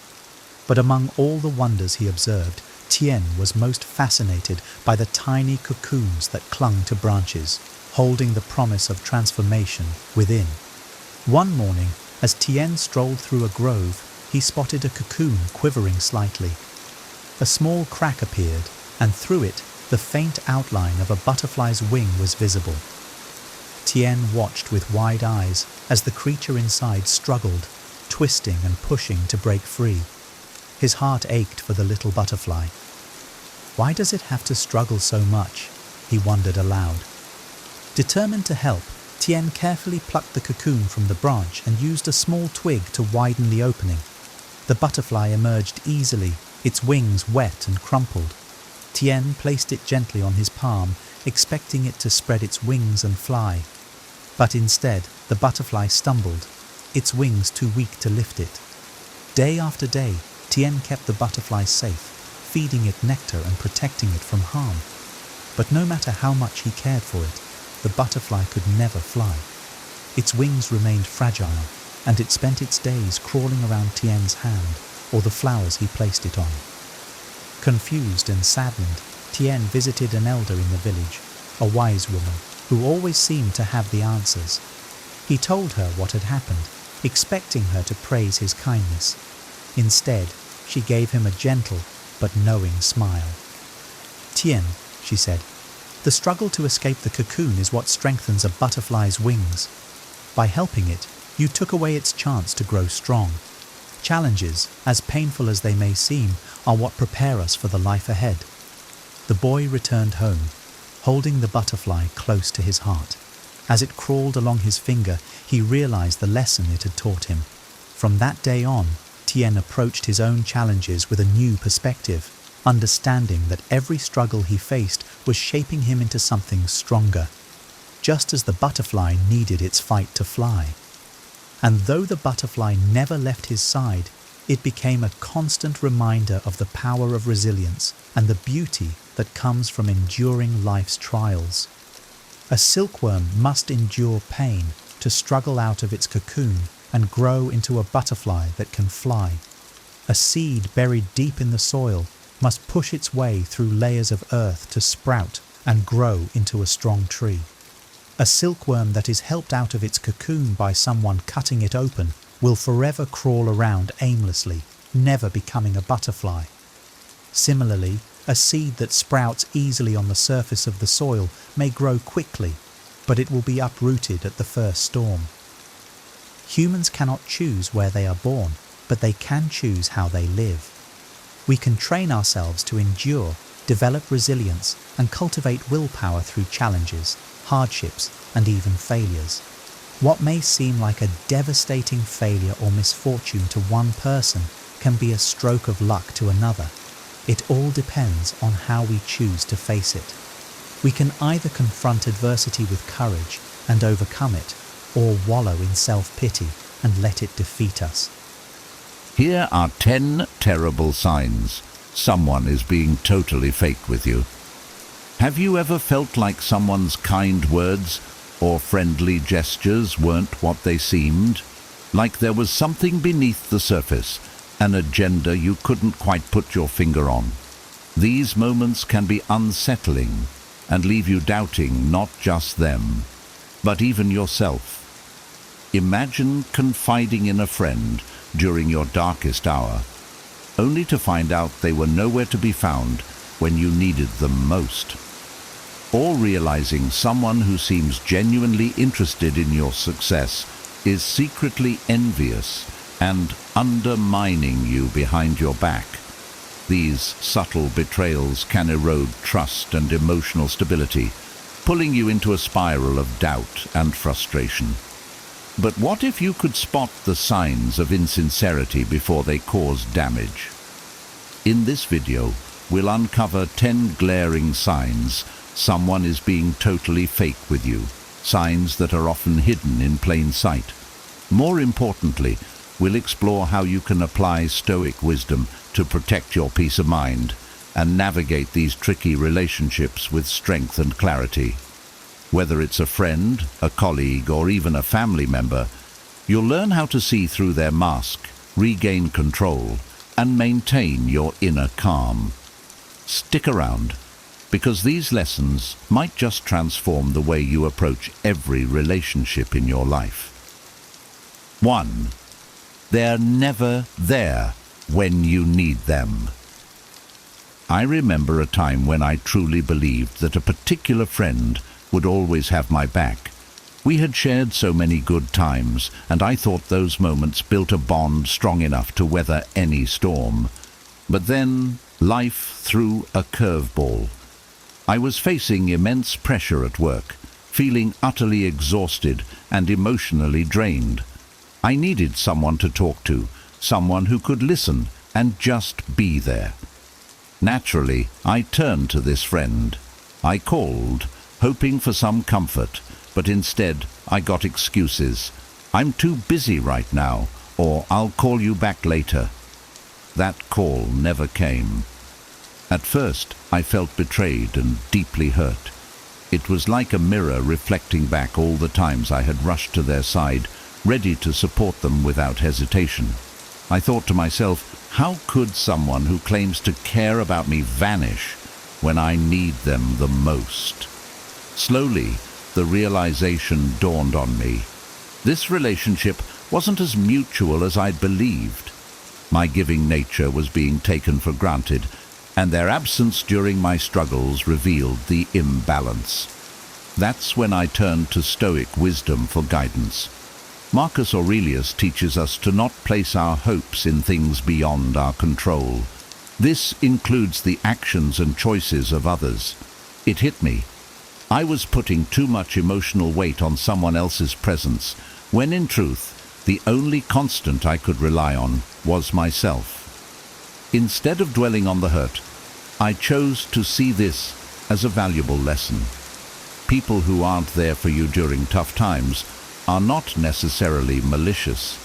They might just lack the capacity or willingness to meet you on the same emotional plane. But it's not my job to change them. My responsibility lies in protecting my peace and adjusting my expectations. Now, I approach friendships with more clarity.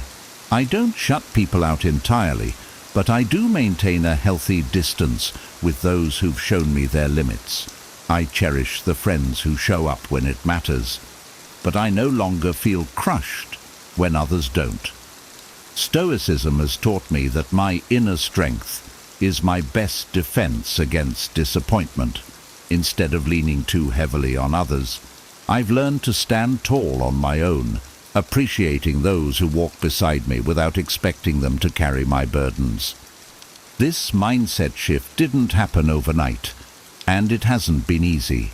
There are still moments when I feel the sting of unmet expectations, but when those feelings arise, I remind myself of Epictetus's words. "It's not what happens to you, but how you react to it that matters." These words give me the strength to navigate relationships with a calm heart and a steady mind. By recognizing that not everyone is meant to stay during life's storms, I've made room for more meaningful connections. The relationships I value most now are the ones built on mutual respect, trust, and presence, especially when it counts. 2. They never reach out first. For the longest time, I was the kind of person who believed in making the effort to keep relationships alive. If someone mattered to me, I didn't hesitate to call, send a message, or plan a meetup. But over time, I noticed a pattern. I was always the one initiating. Whether it was a simple, "How are you doing?" or planning a coffee date, the effort was always coming from my side. It made me wonder, If I stopped reaching out, would they even notice my absence? One day, I decided to test it. I stopped calling, texting, or arranging plans with a particular friend I thought was close to me. Days turned into weeks, and weeks into months. To my surprise, and if I'm honest, my disappointment, I didn't hear from them. Not a single message or call. At first, it hurt. I kept thinking, was I that insignificant to them? Did our friendship mean so little? But then I realized this wasn't about my worth. It was about their priorities. This is where Stoic wisdom came to my rescue. Epictetus teaches us that we shouldn't expect others to act in ways that align with our desires. Instead, we should focus on our own actions and what we can control. I had been clinging to the expectation that my effort would be reciprocated, but that expectation was setting me up for disappointment. It was a harsh truth to face, but it was also liberating. By stepping back, I learned to observe relationships more objectively. If someone genuinely cares, they'll make the effort. It may not always look the same as my effort, but the intention will be there. And if it's not, that's a sign that the relationship may not be as balanced as I thought. This doesn't mean I cut ties or hold grudges. Stoicism encourages us to approach life with equanimity, recognizing that people act according to their own nature. Instead of feeling angry or hurt, I began to shift my energy toward people who valued my presence without needing constant reminders. One particular instance stands out. A friend I had stopped reaching out to eventually did notice my absence, but it took over a year. When they finally called, their words were polite, but lacked the warmth of someone who genuinely missed me. That call confirmed what I had suspected. I was more of a convenience than a priority in their life. It was a bittersweet moment, but it reinforced the importance of focusing on relationships with mutual effort and care. These days, I make a conscious effort to invest in people who show up without needing a nudge. I've found that by lowering my expectations and observing how others act without my prompting, I can identify the connections that truly matter. And when I feel the pang of disappointment creeping in, I remind myself of Marcus Aurelius' wisdom. You have power over your mind, not outside events.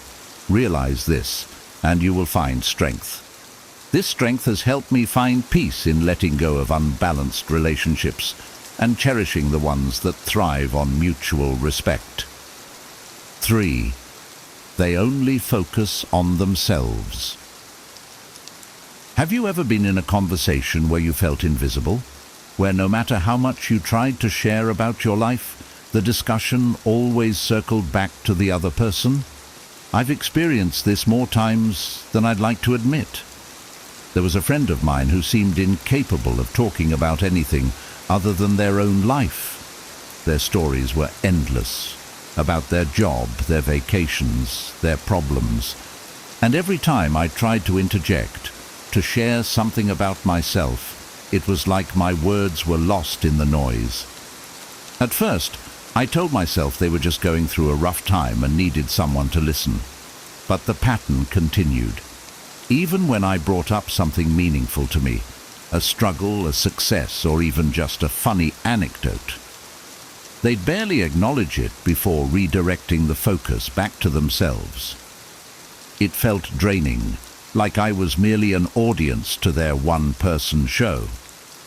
This left me questioning the friendship. Was this person truly my friend, or was I just someone they used for validation and attention? Stoic wisdom provided me with clarity. Marcus Aurelius reminds us to live in harmony with nature, ours and others. People who dominate conversations and dismiss others' needs are often acting out of their own insecurities. Recognizing this, I stopped taking their behavior personally. Instead of feeling hurt or resentful, I used this realization to reevaluate the relationship. Epictetus teaches us that we should not expect others to be what we want them to be. We can only decide how we respond to their actions. I chose to set boundaries and stop overextending myself in this friendship. I started to shift my energy toward people who valued mutual sharing, where both of us felt heard and supported. Over time, I found a balance. I still interact with this friend, but I no longer expect deep, meaningful reciprocity. I save my vulnerable moments and important conversations for people who truly listen and care. The most transformative part of this process was the self-awareness I gained. I began to ask myself, am I showing up for others in the way I wish they'd show up for me? That introspection allowed me to improve not only my relationships, but also the way I connect with others. The truth is, we can't control how others behave, but we can control who we allow into our inner circle. By applying Stoic principles, I've learned to embrace relationships where listening and sharing are mutual acts of care. For those who can't meet me halfway, I've learned to let go with grace. As Seneca says, associate with people who are likely to improve you. This simple advice has helped me focus on nurturing connections that leave me feeling fulfilled and seen, rather than drained and disregarded. 4. They forget what you share. I'll never forget the time I excitedly shared a big milestone with a friend. I had just enrolled in a course I'd been dreaming about for years, and over coffee I poured my heart out, talking about my goals and what this meant for me. My friend smiled and nodded as I spoke, and I walked away from that conversation feeling like they genuinely cared. But the next time we met, it was as if that conversation had never happened. They didn't ask about the course, didn't follow up on my progress, and when I brought it up, I got a blank look. It hit me hard. How could something so important to me be so forgettable to someone I considered close? At first, I felt undervalued. I thought, if they truly cared about me, they'd remember. But Stoic philosophy helped me see this situation differently. Epictetus teaches us not to place our happiness in the actions of others. Their forgetfulness wasn't a reflection of my worth. It was a reflection of where I stood in their life. This realization shifted my perspective from one of hurt to one of clarity. I began to notice a pattern. The people who truly cared didn't just listen, they remembered. They'd bring up things I'd mentioned weeks ago, even small details, like a trip I was planning or a book I wanted to read. Their attentiveness showed me that I mattered to them, not just in the moment, but in an ongoing way. On the other hand, those who forgot my stories, goals, or struggles often had their own priorities that overshadowed any real interest in me.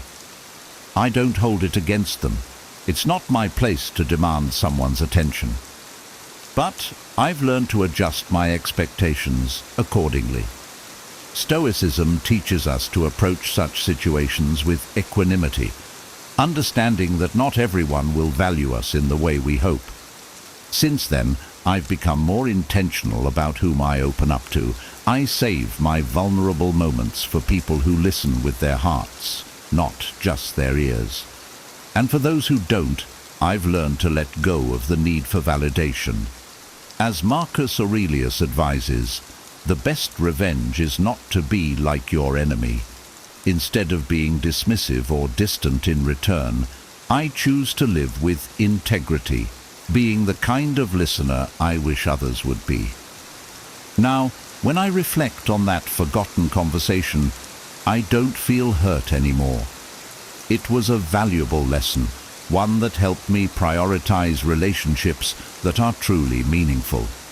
Life is too short to invest deeply in connections that lack depth. By focusing on those who genuinely care, I've built a circle of friends who enrich my life and make me feel seen. And for the others, I treat them with kindness, but keep my expectations low. That balance has brought me a sense of peace and clarity I didn't have before. 5. They always want something from you. I once had a friend who seemed genuinely interested in my life, or so I thought.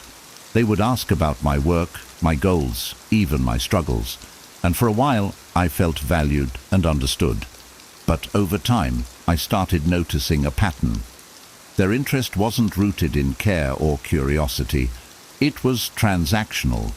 Every conversation eventually led to a request, a favor, advice, or help with something they needed. At first, I brushed it off. They probably just need a hand, I told myself. But the requests kept coming, and when I needed support, they were nowhere to be found. Once, when I was facing a tough financial situation, I hesitated, but finally reached out for a small loan. This same friend who had borrowed from me multiple times without hesitation suddenly had excuses. "I'm short on cash," or "let me get back to you." I wasn't angry. I was disappointed. It became clear that our relationship was one-sided. That's when Stoic wisdom gave me clarity. Marcus Aurelius teaches us to understand others' motives without anger or judgment. People often act in ways that serve their own needs, but it's up to us to recognize these patterns and protect our peace. I realized that this friend wasn't necessarily malicious. They simply prioritized what they could gain over genuine connection. Instead of confronting them or harboring resentment, I quietly adjusted my boundaries. I stopped going out of my way to fulfill their requests, redirecting my energy to relationships that felt balanced and reciprocal. This wasn't easy. I cared about this friend and wanted to believe they could change.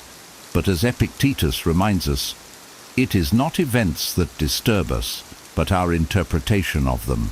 Their actions were a reflection of who they were, not a reflection of my worth. Over time, I began to value the freedom that came with setting boundaries. I no longer felt drained or exploited because I stopped overextending myself. And when I did give, it was out of genuine care, not obligation or hope for reciprocation. Stoicism taught me the power of selective giving, to offer help to those who truly appreciate it and return it when they can. This shift in perspective has transformed the way I approach relationships. I no longer feel bitter about the friends who only take. I simply see them for who they are. As Seneca advises, withdraw into yourself as much as you can. Associate with those who make you a better person. Instead of cutting ties completely, I keep such individuals at a respectful distance, engaging with them only when it feels right for me. Now, I focus on relationships built on mutual respect and support. When someone genuinely needs help, I offer it freely, knowing it comes from a place of strength, not expectation. And for those who are only in it for themselves, I let them be, preserving my peace and energy for those who truly matter. This approach has brought more balance and fulfillment into my life. 6. They talk behind your back. I'll never forget the sinking feeling I got when I found out a close colleague had been speaking negatively about me behind my back. At first, I dismissed the rumors, thinking they must have misunderstood.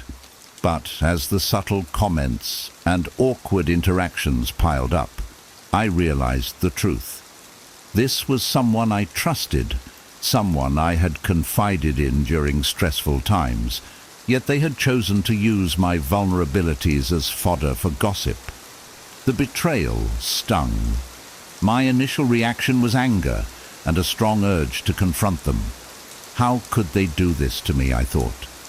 But before acting impulsively, I turned to Stoic teachings. Marcus Aurelius writes, "You have power over your mind, not outside events. Realize this, and you will find strength." Their actions were beyond my control, but how I responded was entirely up to me. Instead of confronting them in anger, I chose to distance myself calmly.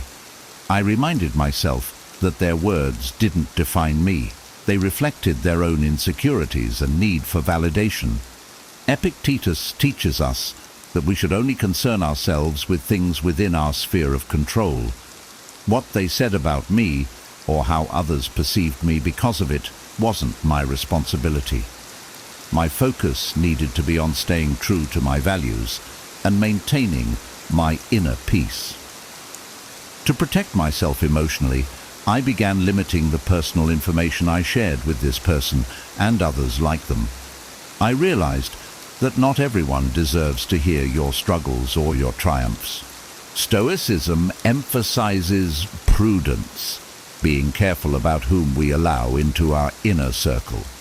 The most profound lesson came from Marcus Aurelius. When someone wrongs you, ask yourself what made them do it. Once you understand their motives, you'll feel compassion rather than anger. While I didn't excuse their behavior, I recognized it likely stemmed from their own fears, jealousy, or desire to fit in.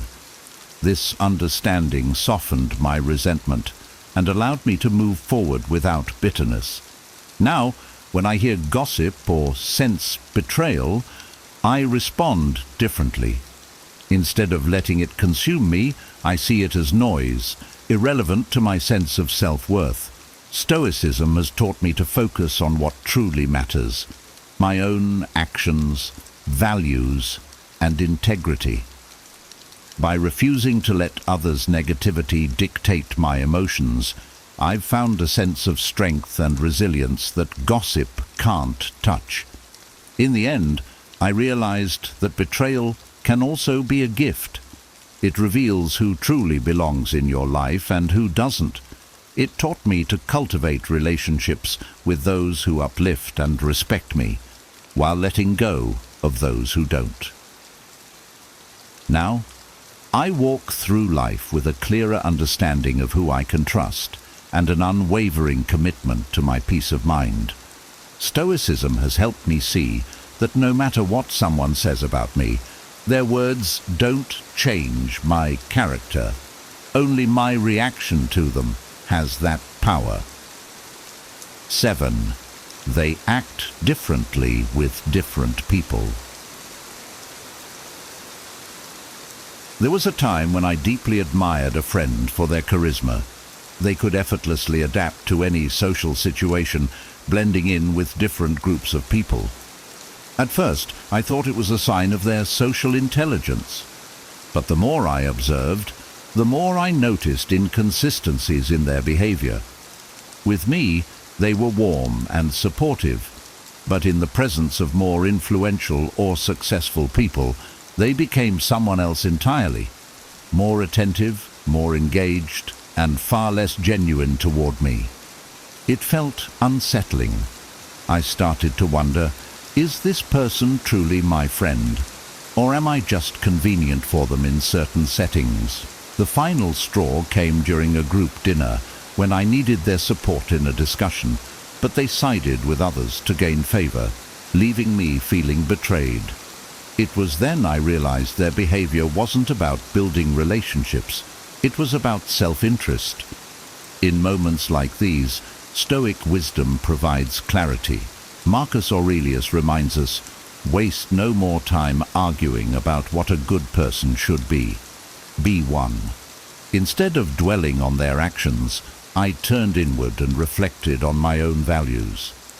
Did I want to surround myself with people who shifted their loyalty and integrity based on who was watching? Or did I want to cultivate relationships with those who were steady, authentic, and consistent? I began to understand that people who act differently with different groups often lack a strong internal compass.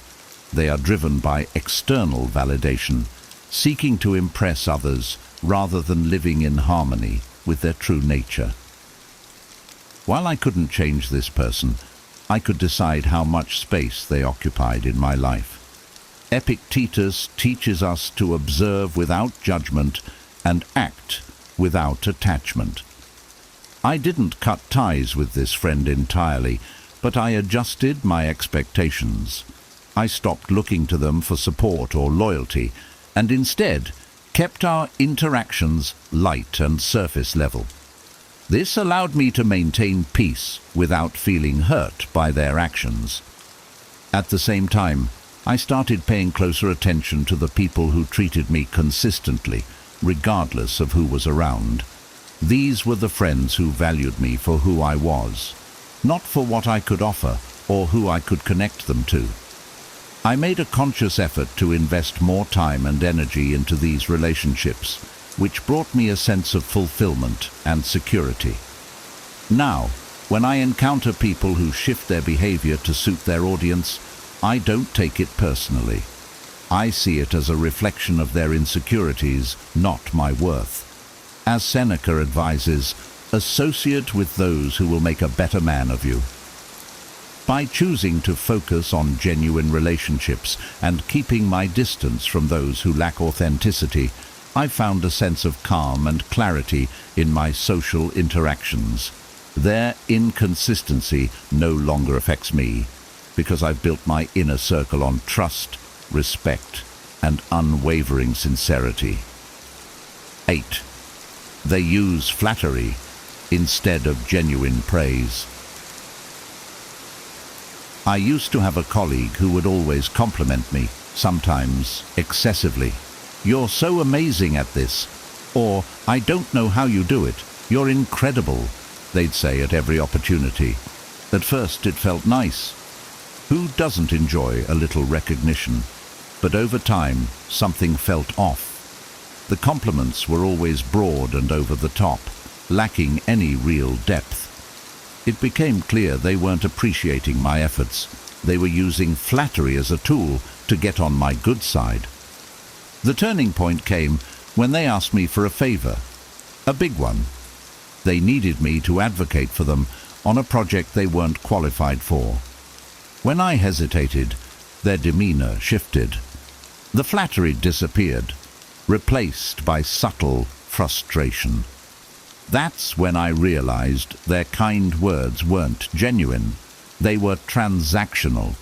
Stoic wisdom helped me process this experience. Epictetus advises us to consider things as they are, not as we wish them to be. Their excessive praise wasn't a reflection of my talents, but of their own motives. Once I saw it for what it was, I could stop feeling conflicted about their behavior and focus on protecting my boundaries. Flattery, unlike genuine praise, often seeks to manipulate. Real compliments are thoughtful and specific. They come without strings attached. Once I understood this, I became more attuned to the difference.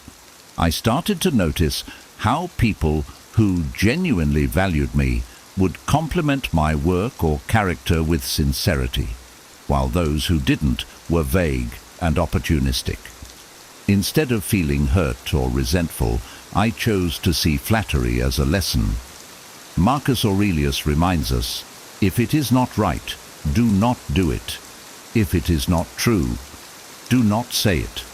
I began to apply this principle in my own interactions, offering honest praise only when I truly meant it.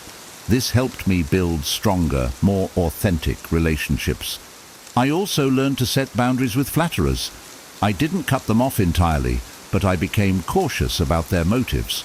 I stopped feeling obligated to fulfill their requests just because they had showered me with compliments. Instead, I focused on maintaining integrity and making decisions based on my values, not external validation. These days, I value sincerity over empty words. I've learned to appreciate the rare people who take the time to notice the little things, specific efforts, thoughtful actions, or moments of kindness. Their praise is genuine and heartfelt, and it builds trust instead of eroding it. By approaching relationships with clarity and caution, I've cultivated a circle of people who uplift me with honesty rather than manipulate me with flattery, and for those who use words as tools for their own gain. I let them talk, but I keep my peace, knowing their words are only as meaningful as the actions that follow. 9. They avoid responsibility for their actions. I once had a friend who seemed perfect on the surface, charming, fun, and always ready with a joke to lighten the mood. But when things went wrong, the cracks started to show. Whenever they made a mistake or caused an issue, they had a knack for shifting the blame. Whether it was blaming circumstances, other people, or even me, they'd always find a way to avoid taking responsibility. One instance stands out vividly. We had planned a group project together, and their portion of the work wasn't completed on time. When I gently brought it up, hoping to find a solution, they deflected. "Well, if you had reminded me earlier, this wouldn't have happened." I was stunned. Instead of acknowledging their role, they turned the problem back on me. It left me feeling frustrated and undervalued. At first, I internalized their behavior. Maybe I should have reminded them, I thought. But after reflecting, I realized the issue wasn't my oversight. It was their unwillingness to own up to their actions. That's when Stoic philosophy provided the clarity I needed. Marcus Aurelius advises, "Be tolerant with others and strict with yourself." This helped me see that I could hold myself accountable for my actions without letting others' lack of responsibility weigh on me. I stopped trying to make excuses for them and instead focused on what I could control, how I chose to respond. I began setting boundaries and made it clear that I couldn't shoulder the blame for things outside my influence. Over time, I also learned to recognize the signs of someone unwilling to take responsibility, patterns of deflection, excuses, and an inability to admit fault. Epictetus reminds us that we cannot control others' behavior, only our response to it. Armed with this understanding, I no longer felt the need to argue or defend myself when this friend shifted blame. Instead, I calmly pointed out the facts and let them sit with their own accountability, or lack thereof. Their reactions no longer triggered anger or frustration in me because I had shifted my focus to maintaining my peace. This experience taught me the importance of surrounding myself with people who value growth and accountability. Mistakes are human, but how we handle them reveals our character. I now gravitate toward those who admit when they're wrong and work to make things right, as they inspire me to do the same. For those who avoid responsibility, I've learned not to expect change unless they're willing to reflect and grow. Instead, I limit their influence in my life. Seneca wisely reminds us, "Associate with those who will make a better man of you." By holding myself to high standards while tolerating others' limitations without resentment, I've found a sense of calm and clarity in my relationships. In the end, I've embraced the Stoic principle of focusing on what I can control, my actions, my values, and my peace of mind. That shift has freed me from the emotional burden of others' irresponsibility and allowed me to invest in relationships where accountability is mutual. 10. They're unwilling to celebrate your success. I'll never forget the time I shared a personal victory with someone I considered a close friend. I'd worked tirelessly on a project, pouring my energy and focus into it, and when it finally paid off, I couldn't wait to share the news. But instead of excitement or congratulations, I was met with indifference. They quickly changed the subject, as if my success didn't matter, or worse, as if it bothered them. At first, I tried to rationalize it. Maybe they were having a bad day, I thought. But the pattern repeated itself. Anytime I achieved something meaningful, their responses were lukewarm at best, or dismissive at worst. I started to notice that they were quick to talk about their own accomplishments, but unwilling to acknowledge mine. It hurt more than I expected. I began to question, why can't they be happy for me? That's when I turned to Stoicism for guidance. Seneca reminds us that we suffer more often in imagination than in reality. Their reaction didn't diminish my success. It only revealed something about them. Perhaps they felt inadequate or envious, but their behavior wasn't about me. It was a reflection of their own insecurities. Instead of feeling angry or hurt, I chose to adjust my perspective. Epictetus teaches us to focus only on what we can control, and in this case, I couldn't control how they felt about my achievements. What I could control was how I responded. I stopped seeking validation from people who couldn't genuinely celebrate my joy, and instead turned to those who uplifted me. Over time, I started to prioritize relationships where mutual encouragement was the norm. True friends share in your joy, just as they stand by you in your struggles. Their happiness for your success is a reflection of their love and respect for you.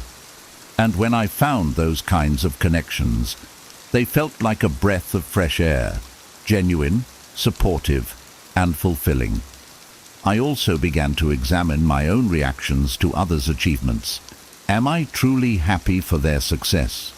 Do I offer heartfelt congratulations without comparing their progress to mine? This self-reflection helped me grow into someone who can give joy freely, knowing it's not a competition. Marcus Aurelius advises us to rejoice in the present. Celebrating someone else's success doesn't take away from our own.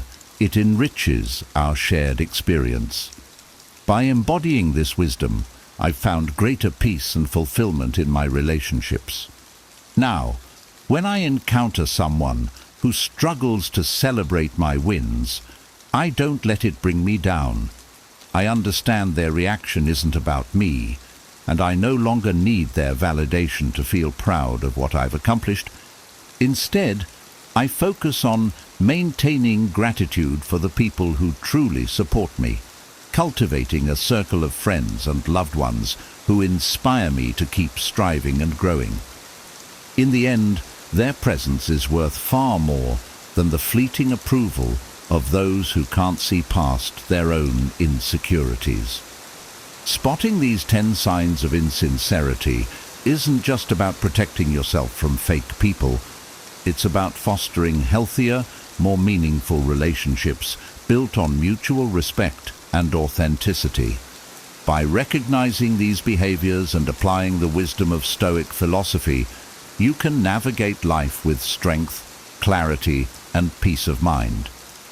If this video resonated with you, don't forget to give it a thumbs up. It really helps the channel grow. Also, make sure to hit that subscribe button and turn on the notification bell so you never miss a new video packed with insights to empower your life. Most importantly, I'd love to hear from you. Which of these signs stood out to you the most? Have you encountered any of these in your relationships? Share your thoughts and takeaways in the comments below. I read every one of them and can't wait to hear your stories. Thank you for watching, and remember, by staying true to yourself and your values, you'll attract the right people into your life. Until next time, stay strong, stay wise, and keep growing.